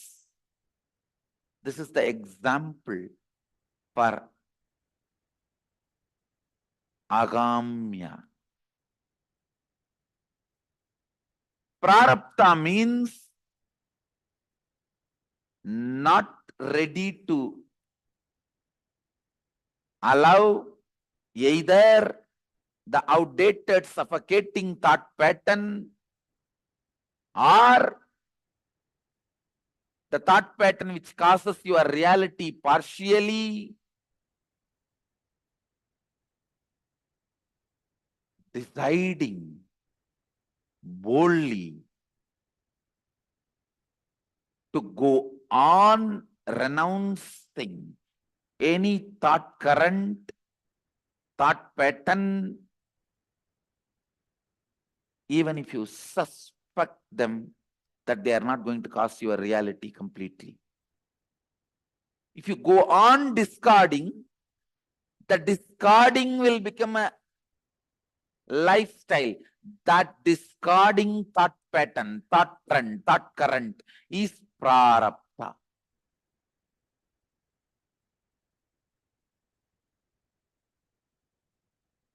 Means only exhausting.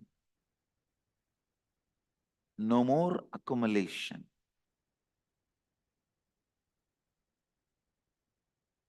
Waking up to the reality. Any thought current, any thought trend cannot cause all my realities as reality.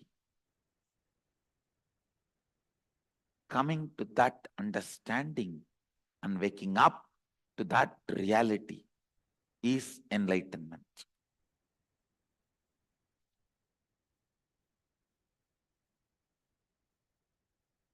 Not ready to be stuck in any thought current is the liberated thinking current. Not ready to revere, honor any thought current is liberated thinking current. Not ready to honor, revere any thought current is completion. Not ready to honor, accept, revere any thought current is perpetual completion. Not ready to accept any thought current as a lifestyle is perpetual completion.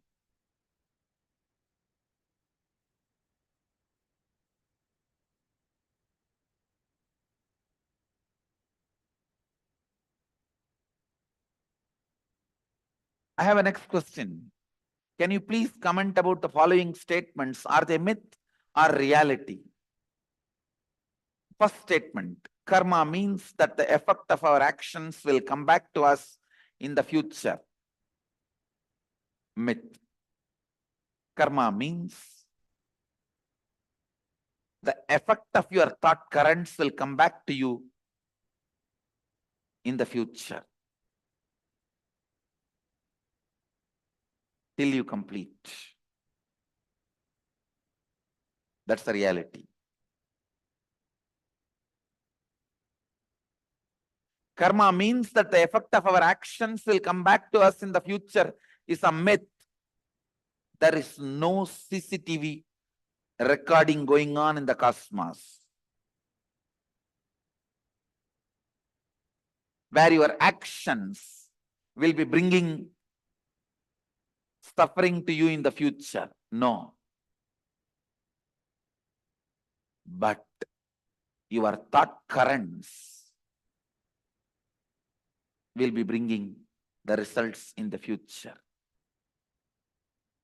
There is audio recording going on in the cosmos, not video recording.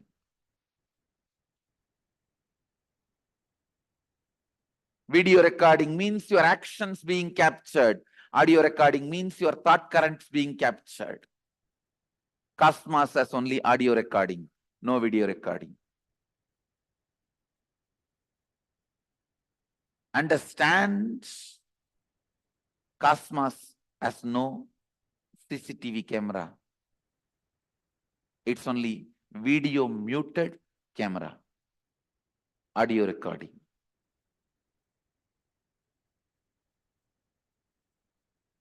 A video recording getting punished is a cheap, childish. God is not interested in that game. God is not playing the game of the judge. And there is no such thing as you will be judged, weighed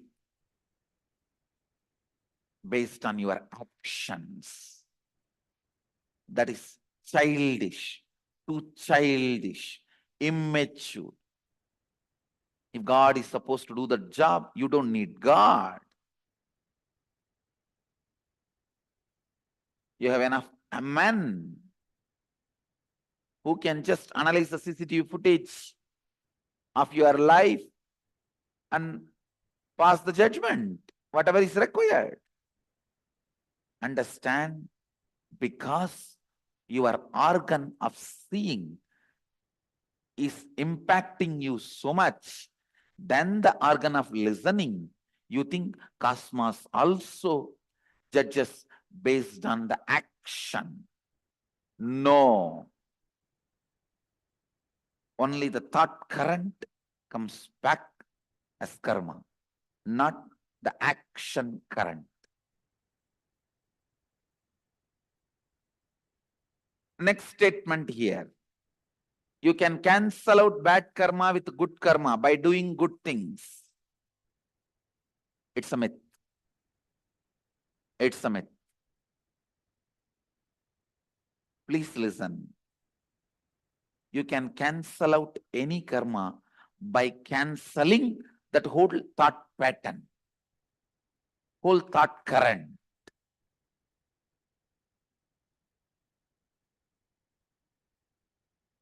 If you are not able to give up even one small parts of your thought current and cause even parts of your reality, that is called bad karma.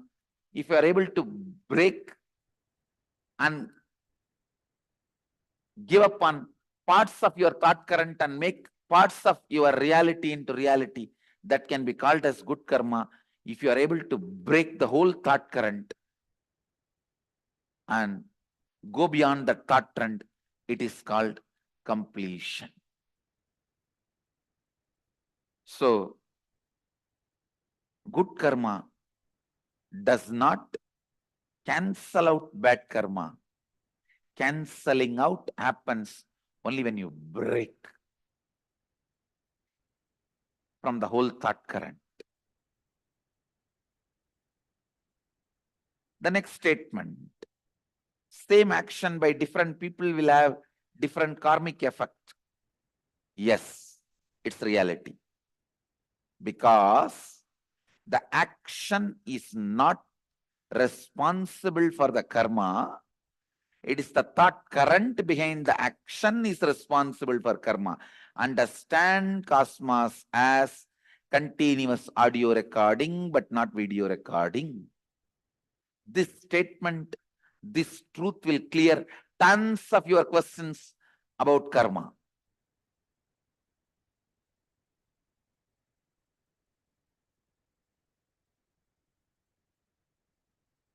In video recording, visuals are always new. In audio recording, it is always a single flow. Please understand.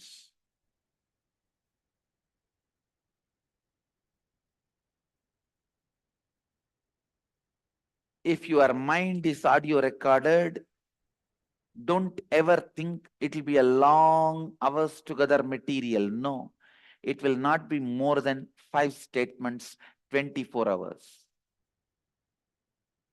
The same 5 statements is getting repeated in the old stupid gramophone record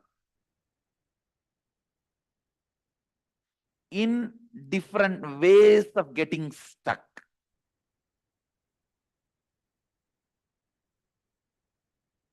Just this one statement. I ate and like kaka biryani. I ate and like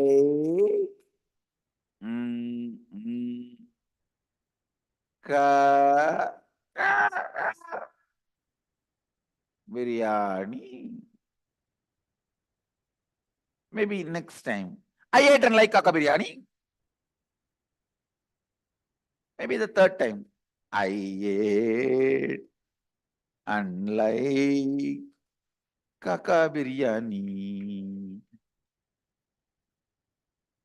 I ate and like kaka biryani.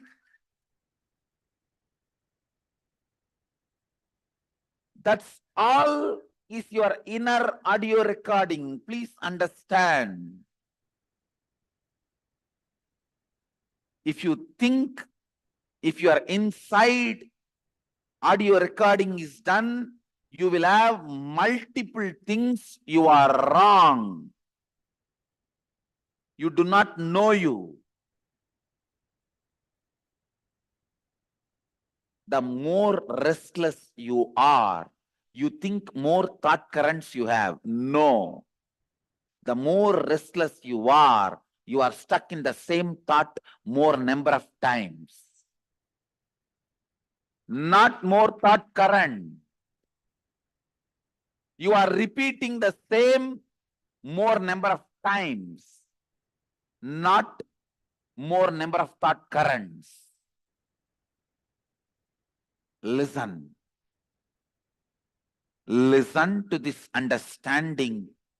You can be complete and be liberated today. Internalize this truth.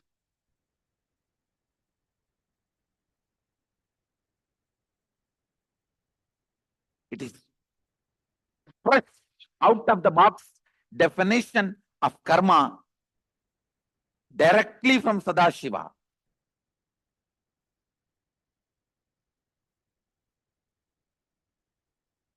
Remember this one truth.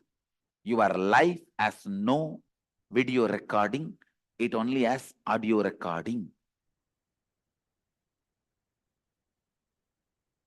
Your actions do not count. Your thought current counts.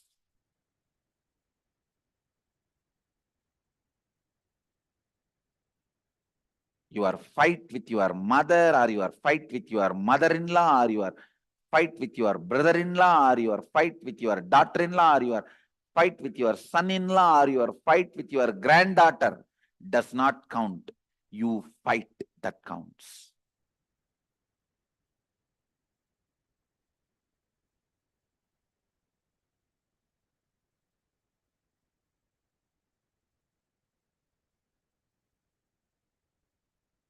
Same action by different people will have different karmic effect. The statement is true. Next statement. Karma cannot be changed.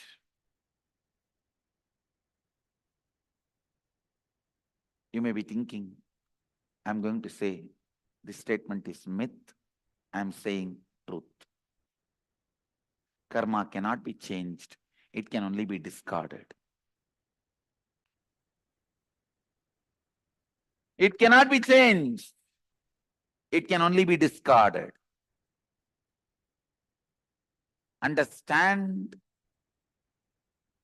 the thought current of fight, thought pattern of fight. If you pick up, you can never see peace. It cannot be changed. You cannot alter the effect, side effect, the associate thought currents, the friend, neighbor of this thought current. They come with Anga, Avarana, Parsha Devatas. If Mahadeva comes, Nandi will come. Devi will come. Ganesha will come. Kartikeya will come. With Ganesha is rat will come. With Kartikeya is peacock will come. With Devi is our lion will come.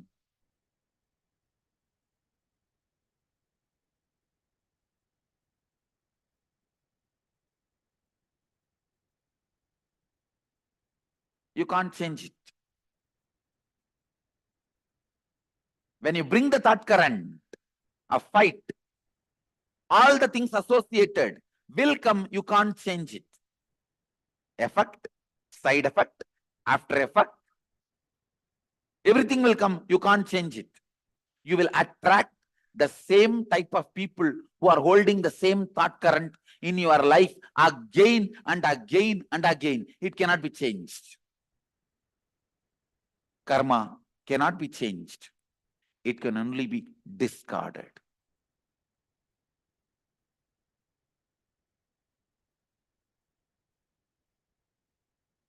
The good news I have for you is karma cannot be changed. The great news I have for you is karma can be discarded.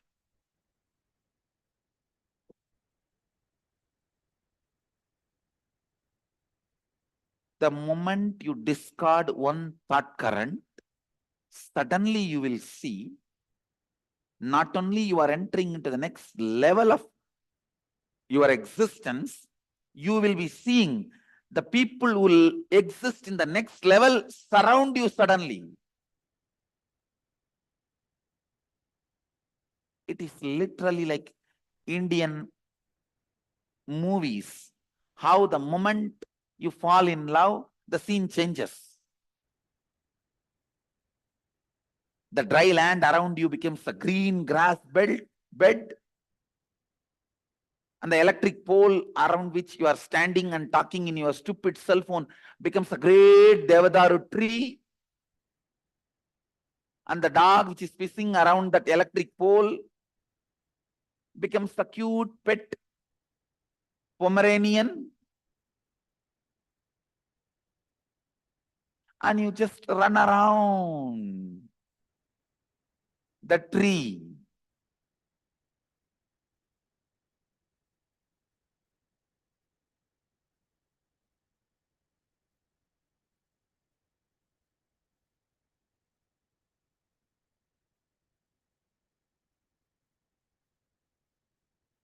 Sometimes you even feel the chillness around the pole. Ice around the pole till police comes and picks you up.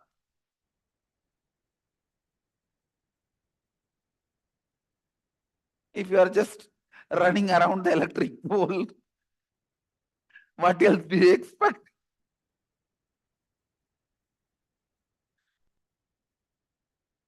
Just like how in Indian movies, the moment you fall in love, your whole inside, outside changes.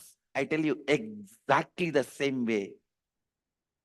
When you complete even with one thought current, the whole thing suddenly around you will change.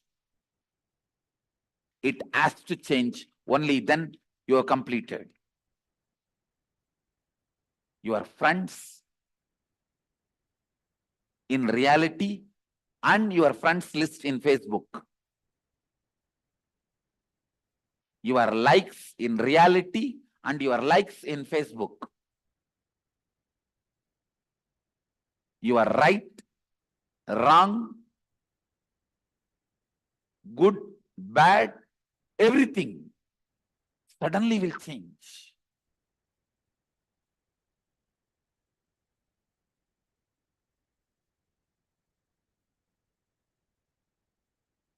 You will have such big breathing space.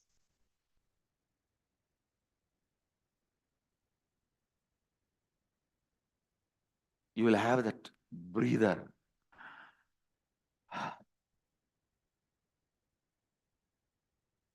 Suddenly the feeling suffocated, collapses, crashes.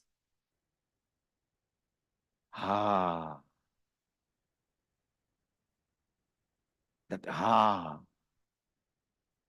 becomes the music of your whole being. Whenever the becomes the music of your whole being, you are tasting completion. You are tasting completion. You are tasting completion.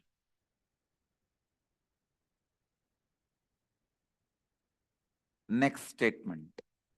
I will not accumulate karma if I do nothing. Do I accumulate karma through action or do I burn karma through action? This statement, I will not accumulate karma if I do nothing, is a myth. Listen, because there's no such thing as doing nothing. You can't.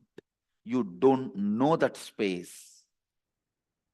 When you achieve that space, you will not be making the statement, if I do nothing. You will make the statement, if I be nothing.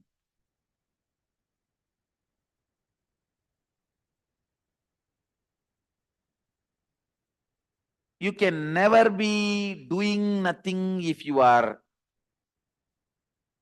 being something. Only if you are being nothing, you can be doing nothing.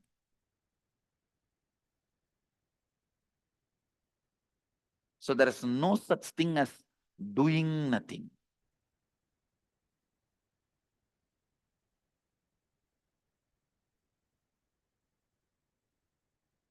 So the statement, I may not want to even say it is myth or reality. I will say it is wrong.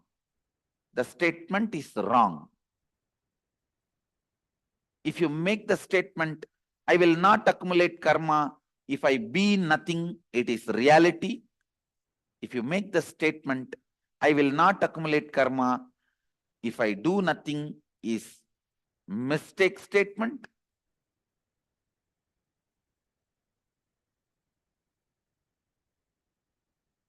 If you make a statement, I will not accumulate karma if I am doing nothing, is a myth statement.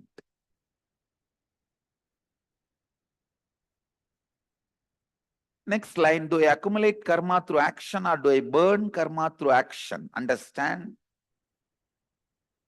If your context is moving towards completion, you burn karma through action. If your context is not towards completion, you accumulate karma through action.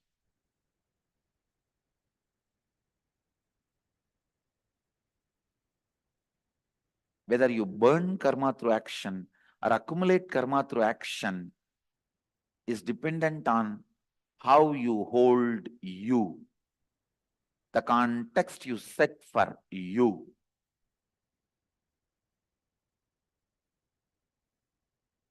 Basically, if you believe cosmos has CCTV camera recording going on,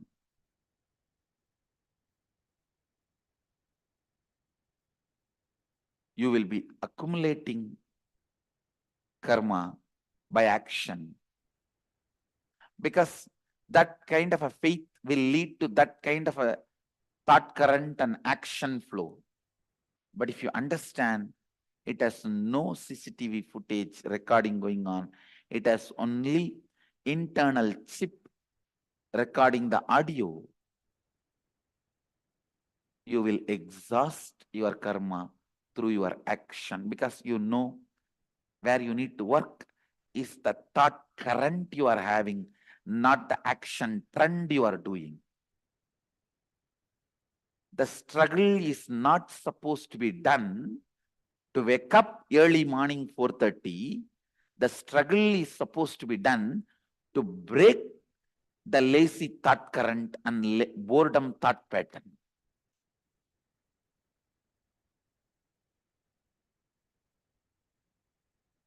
Unfortunately, when you believe the CCTV footage,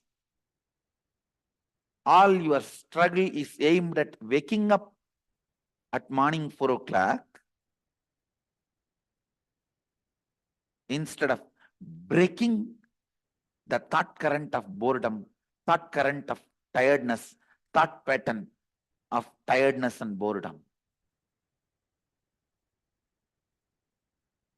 Even for your whole life, if you wake up early morning 4:30, did not break your thought pattern, thought current of boredom and tiredness, You built a good habit, not liberation. Habit is a habit. All of you know. I may want to remind you once more. In habit, if you remove the T, if you remove the H, a bit will be there. If you remove A, bit will be there. If you remove B, it will be there. Only when you remove the I, the thought current, it will die.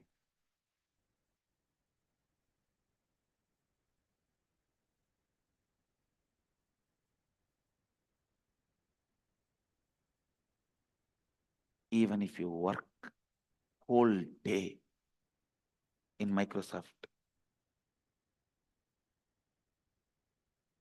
did not complete with that thought current of feeling bored and tired, understand, you will just feel stuck and feel exploited, sucked, and die by 45. After 45, if something is left in your body, that may be much worse than death.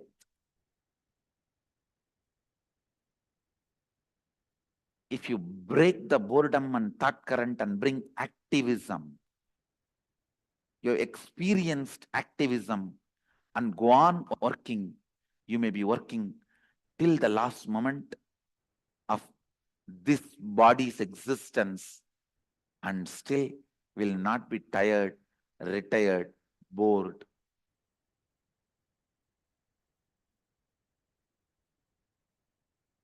If you are bored, bore your current.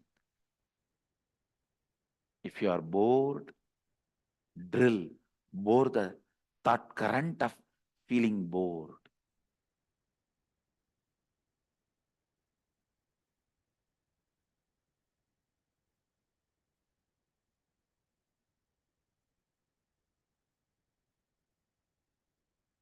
I have a next question. Now that I learned about karma, what can I do? How to make this practical in my life? Understand?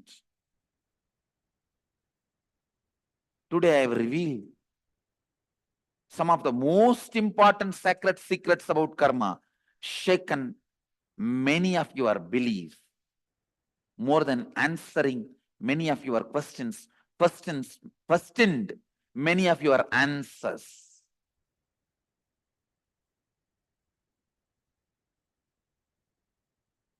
Don't even bother.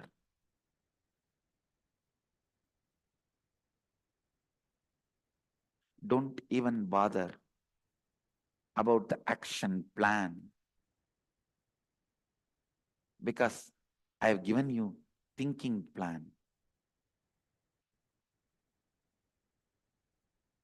Encourage this new thinking plan, that is the action plan. All action plan without encouraging new thinking plan will be failure. When you have a new thinking plan, action plan is not required. Have this thinking plan. Have this thinking plan.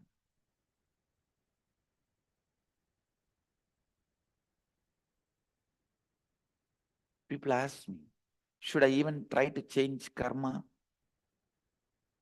Yes. Change your karma.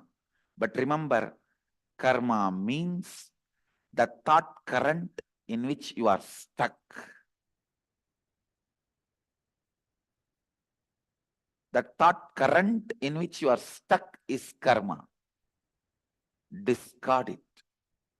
Change it completely. Karma is listen. Listen. Please.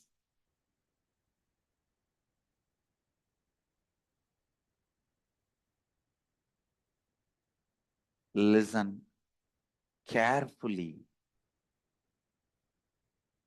Listen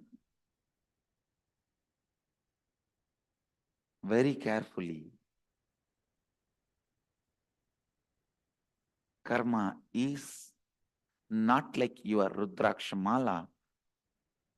If it is broken, you can restring and wear, or you can replace the broken bead with a new bead. Karma is not your Rudrakshamala, it is your diaphragm. You have to change it completely. Karma is diaper. You have to change it completely. You can't change part of it. You can't wash and reuse.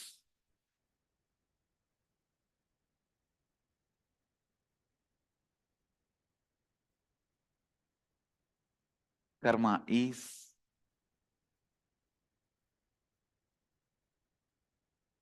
not your soap or your shampoo or your mala to repair, reuse, wash. No, it is your diaper. When it is smelling, you have to change it completely. Even wash the area it was touching.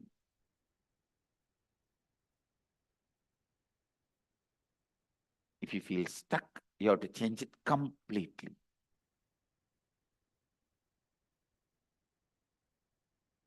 Even the hand with which you changed it need to be washed.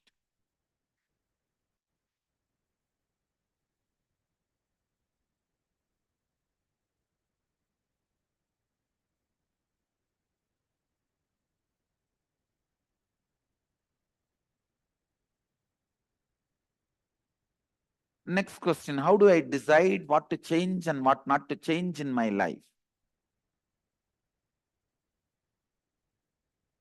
Listen. Change everything that can be changed. You can't change which you can't change. Leave it. Change everything that can be changed.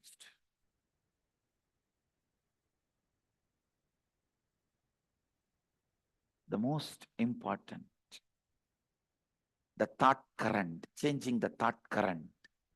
Once you change that, everything which can be changed will be changed around you. Blessed are those who have nobody else in their life who need to be changed when they change, or with whom they feel stuck when they change. Greater blessed of those with whom they share their life also change when they change. Blessed are those who don't have anybody in their life who need to change when they change. Greater blessed are those who have people who change when you change. If you don't have anybody, you are not stuck with anybody, your change is your change. You don't need to wait for anybody else to change along with you. You are a sannyasi. If you have somebody in your life who changes when you change, you are a real grihastha. If you have somebody to hold you, even when you change, not ready to change, you are householder.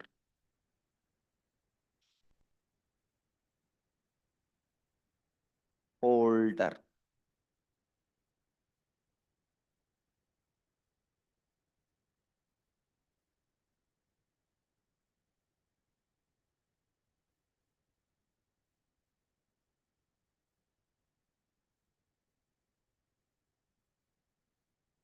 Grihastha is not householder.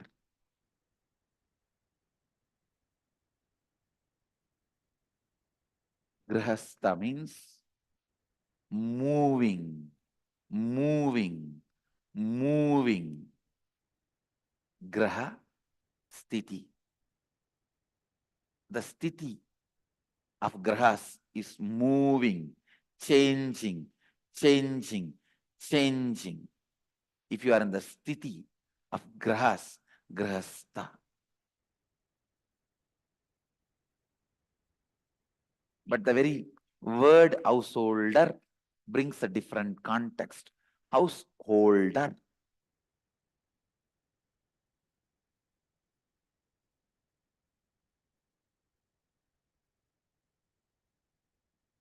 It is like suddenly after the aircraft lands, you put a bolt and nut and seal that into the runway. That is householder. Grahastha means the plane is let to fly like grahas.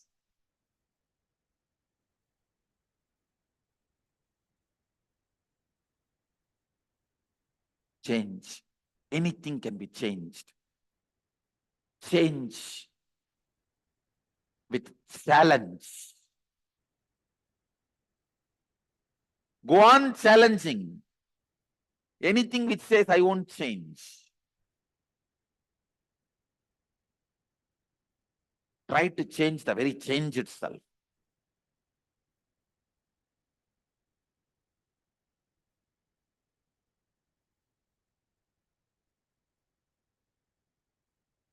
Next question. How to awaken to true purpose and highest potential?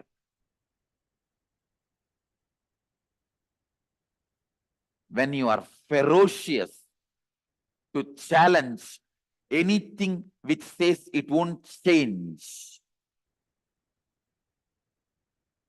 That ferociousness to change everything is what I call seeking. Ferociousness to change everything is seeking.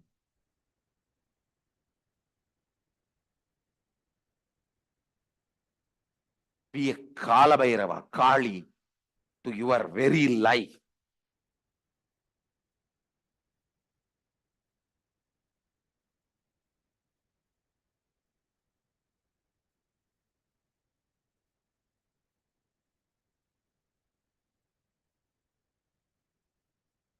Be Sadashiva to your very life. Create what you want to. Maintain what you want to. Destroy what you want to. Hide. Put it into illusion what you want to. And grace, give your blessings to what you want to. Be Sadashiva for your life. That is awakening to your true purpose and highest potential.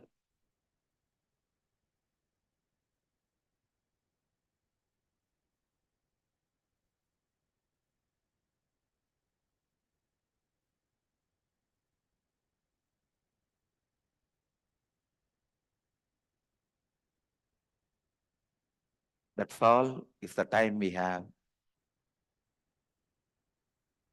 But I have not finished saying whatever I want to say. I'll continue to say whatever I want to say in further satsangs. As you all know, satsang starts, never ends. And I'll continue to say whatever I want to say, even if you see this satsang, listen to this satsang again and again and again.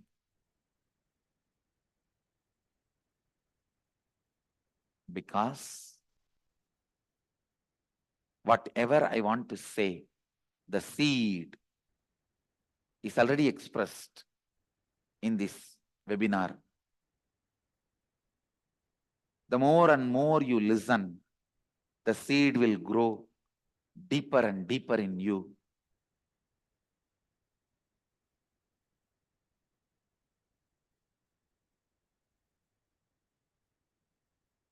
So,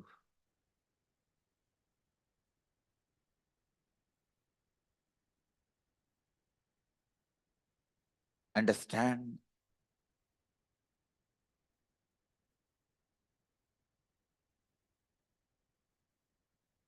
breaking everything can be broken or can't be broken in you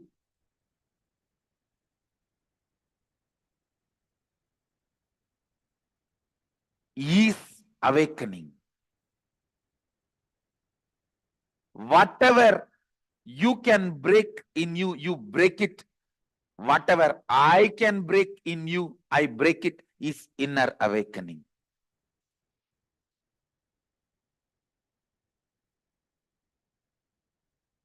Whatever can be changed inside you by your ferociousness is awakening. Whatever can be changed inside you by my ferociousness is inner awakening.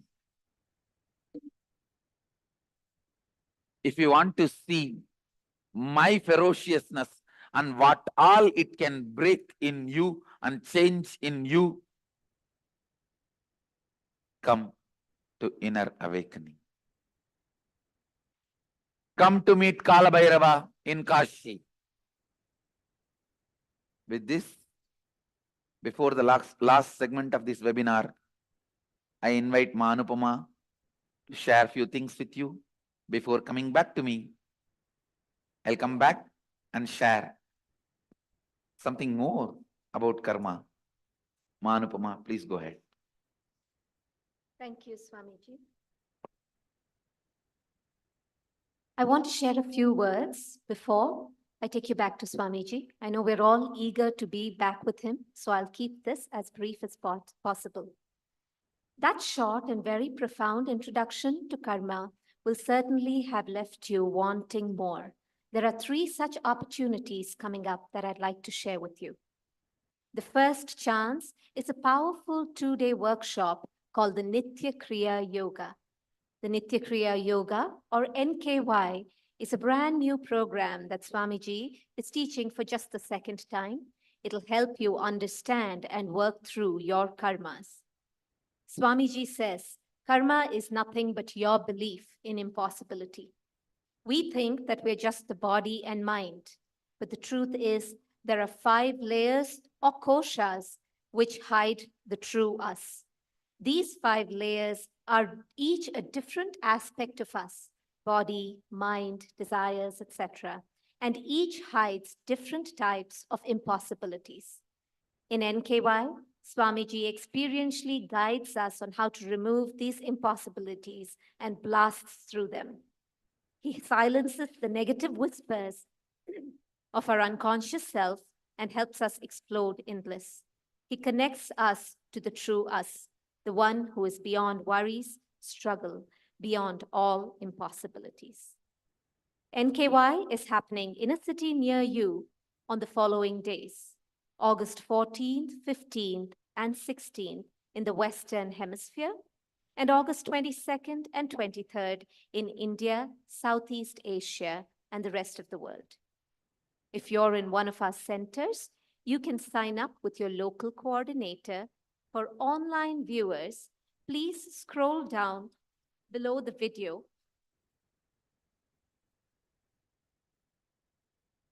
and click on the Nitya Kriya Yoga banner, which will take you to the sign-up page. That is the first opportunity. The second very unique opportunity to spend time with Swamiji in a very amazing setting is a spiritual travel retreat to the Kumbh Mela. The Kumbh Mela is the largest gathering of humanity in one place for one event, with over 100 million seekers gathered to celebrate their spiritual life and their quest for enlightenment. You will get to experience the grandeur, the miracles, and the lifestyle of such people who live spirituality. This unique opportunity is a 10-day program from September 11th to 20th in Nashik, India. You will stay right in the middle of this festival with Swamiji. The highlight of this festival will be a holy dip in the river of Godavari with Swamiji to cleanse your karmas. You will travel with Swamiji's procession, be the first group to take this holy dip in the waters and cleanse yourself of the karmas. If you're intrigued and want to learn more, please scroll down again on the page that you're viewing the video and click on the banner that says Kumbh Mela, an experience of a lifetime, for more information. So you can view the Kumbh Mela banner. Thank you. Once again, if you're at a local center, then you can go ahead and contact your local coordinator to register for this amazing program. Once again, please click refresh so you can see the Kumbh Mela banner on the page for the online viewers. And finally, what Swamiji spoke about, inner awakening. I invite you to the ultimate experience with Swamiji, the 21-day Inner Awakening Program. The Inner Awakening Program, Swamiji, his energy, his powers, his enlightenment become the co-creator of your life and helps you rewrite the very karmic blueprint of your life.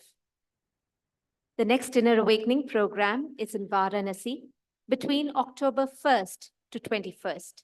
If you felt curious, inspired, awakened, and empowered by Swamiji's words, I urge you to make an intention to attend this program. A sincere intention is a very powerful way to get the cosmic energy to work to make it happen for you. And ask the cosmos to fulfill your spiritual seeking and remove the obstacles. This intention form is not a commitment, just a sincere intention, a deep desire to be there with Swamiji. Once again, to fill out this intention form, please scroll down on the page that you're on. You will find a link that says Inner Awakening Intention Form. Fill it out. In the comments box, please include whatever obstacles you may be facing to attend this program and write your own personal message to Swamiji. Explain what you would like Swamiji to know about your situation.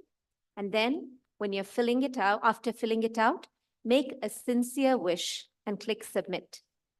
This form will be taken to Swamiji for blessings and darshan.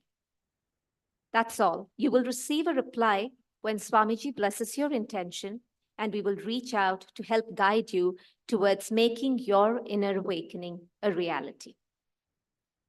Hope to see you soon, either at the Nitya Kriya Yoga workshop in 2 weeks, at the Kumbh Mela, or the upcoming Inner Awakening in October in Varanasi, or better still, at all three.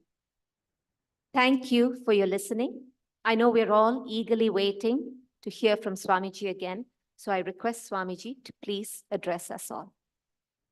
Just few words on karma. Listen.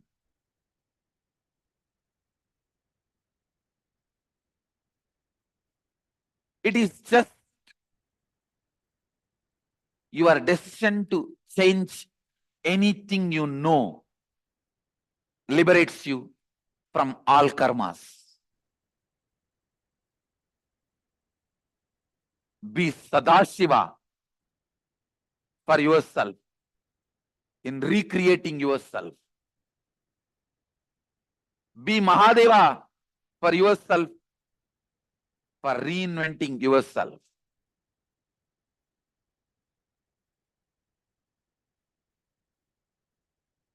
The next question I have, I heard that specific spiritual places like Varanasi help with karma. Can you please explain how?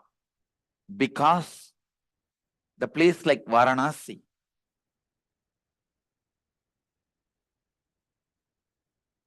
has its own energy centers, lifestyle, way of existing continuously to teach breaking free from your old thought current and thought pattern. So Varanasi will really infuse that energy of ferociousness to reinvent yourself.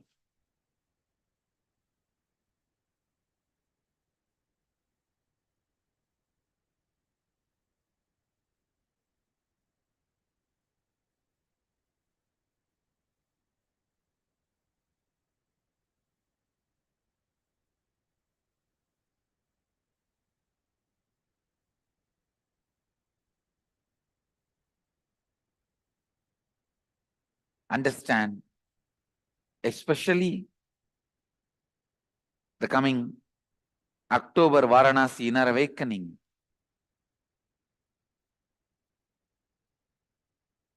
I am raising to the next level of breaking the very concepts and ideas you guys have about inner awakening.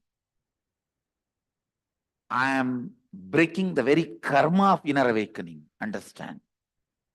Whatever you know about inner awakening and I know about inner awakening, I am breaking it. That is why I am going to accept 200 volunteers by providing free accommodation and food. Anybody who has done already inner awakening, you are free to apply. If you are invited, you will be given free food and accommodation and all major darshans free. Anybody who has done inner awakening already, wanted to volunteer and experience the breakthrough of inner awakening, not just breakthrough of you, breakthrough of the system which I give you breakthrough.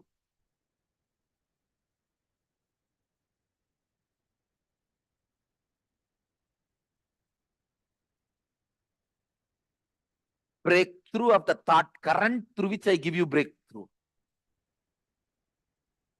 The next question, relationship between karma and Kumbh Mela. Kumbh Mela is the space and energy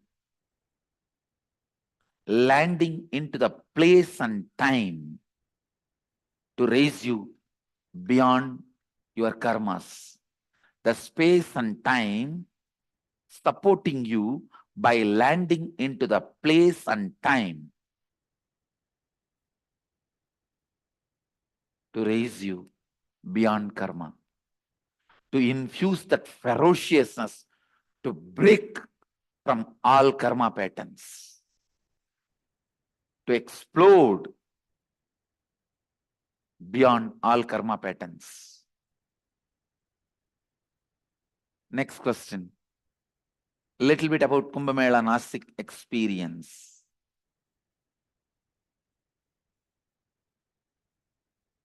I can speak about Kumbh Mela Nasik experience, but not a little bit.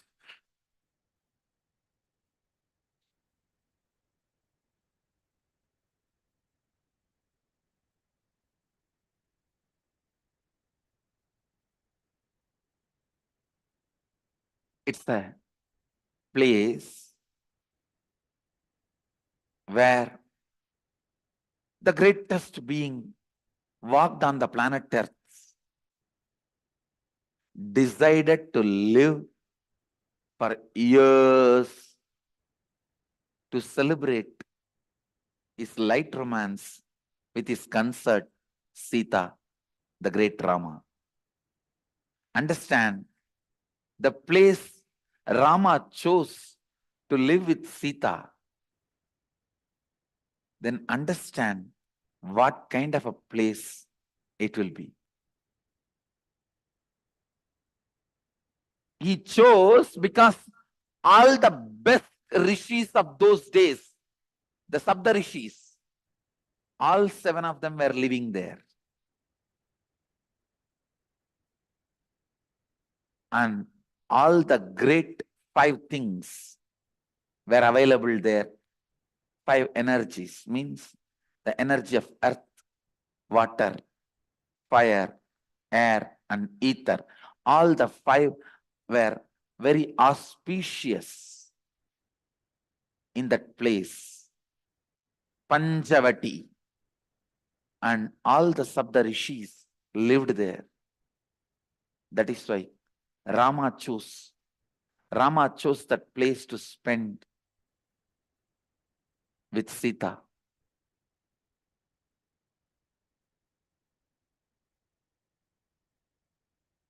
In any recorded history, Rama is the only one had longest honeymoon, 13.5 years.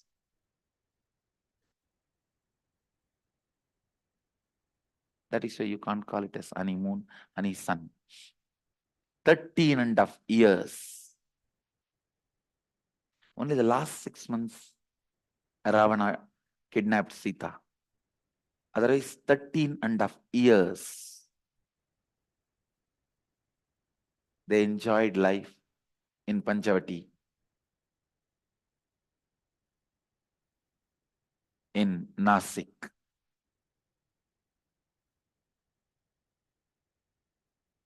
Come to experience the space of Rama and how he lived the experience of Shivoham. Rama is the greatest devotee of Mahadeva. Understand, before doing every action, he installed Shivalinga and worshipped Mahadeva. After successful every action, he installed Shivalinga and worshipped Mahadeva. We are in a place where he installed Shivalinga, Rameshwar, in Ramanagara.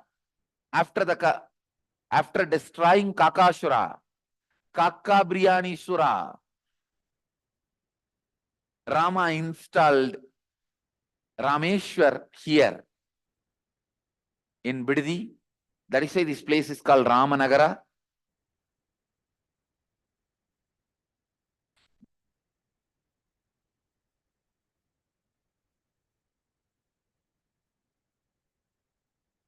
Nasik is the place where he ripened and started radiating the experience of Shivoham. So come to celebrate Rama's Shivoham experience.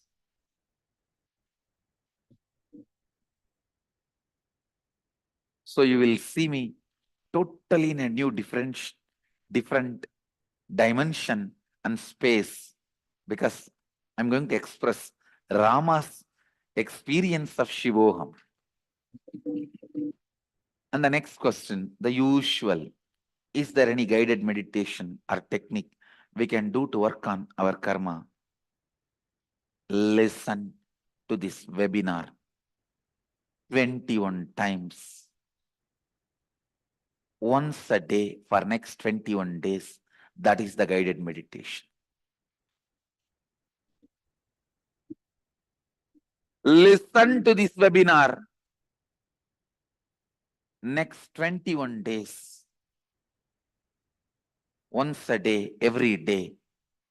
That is the guided meditation you can do to work and complete your karmas. I bless you all.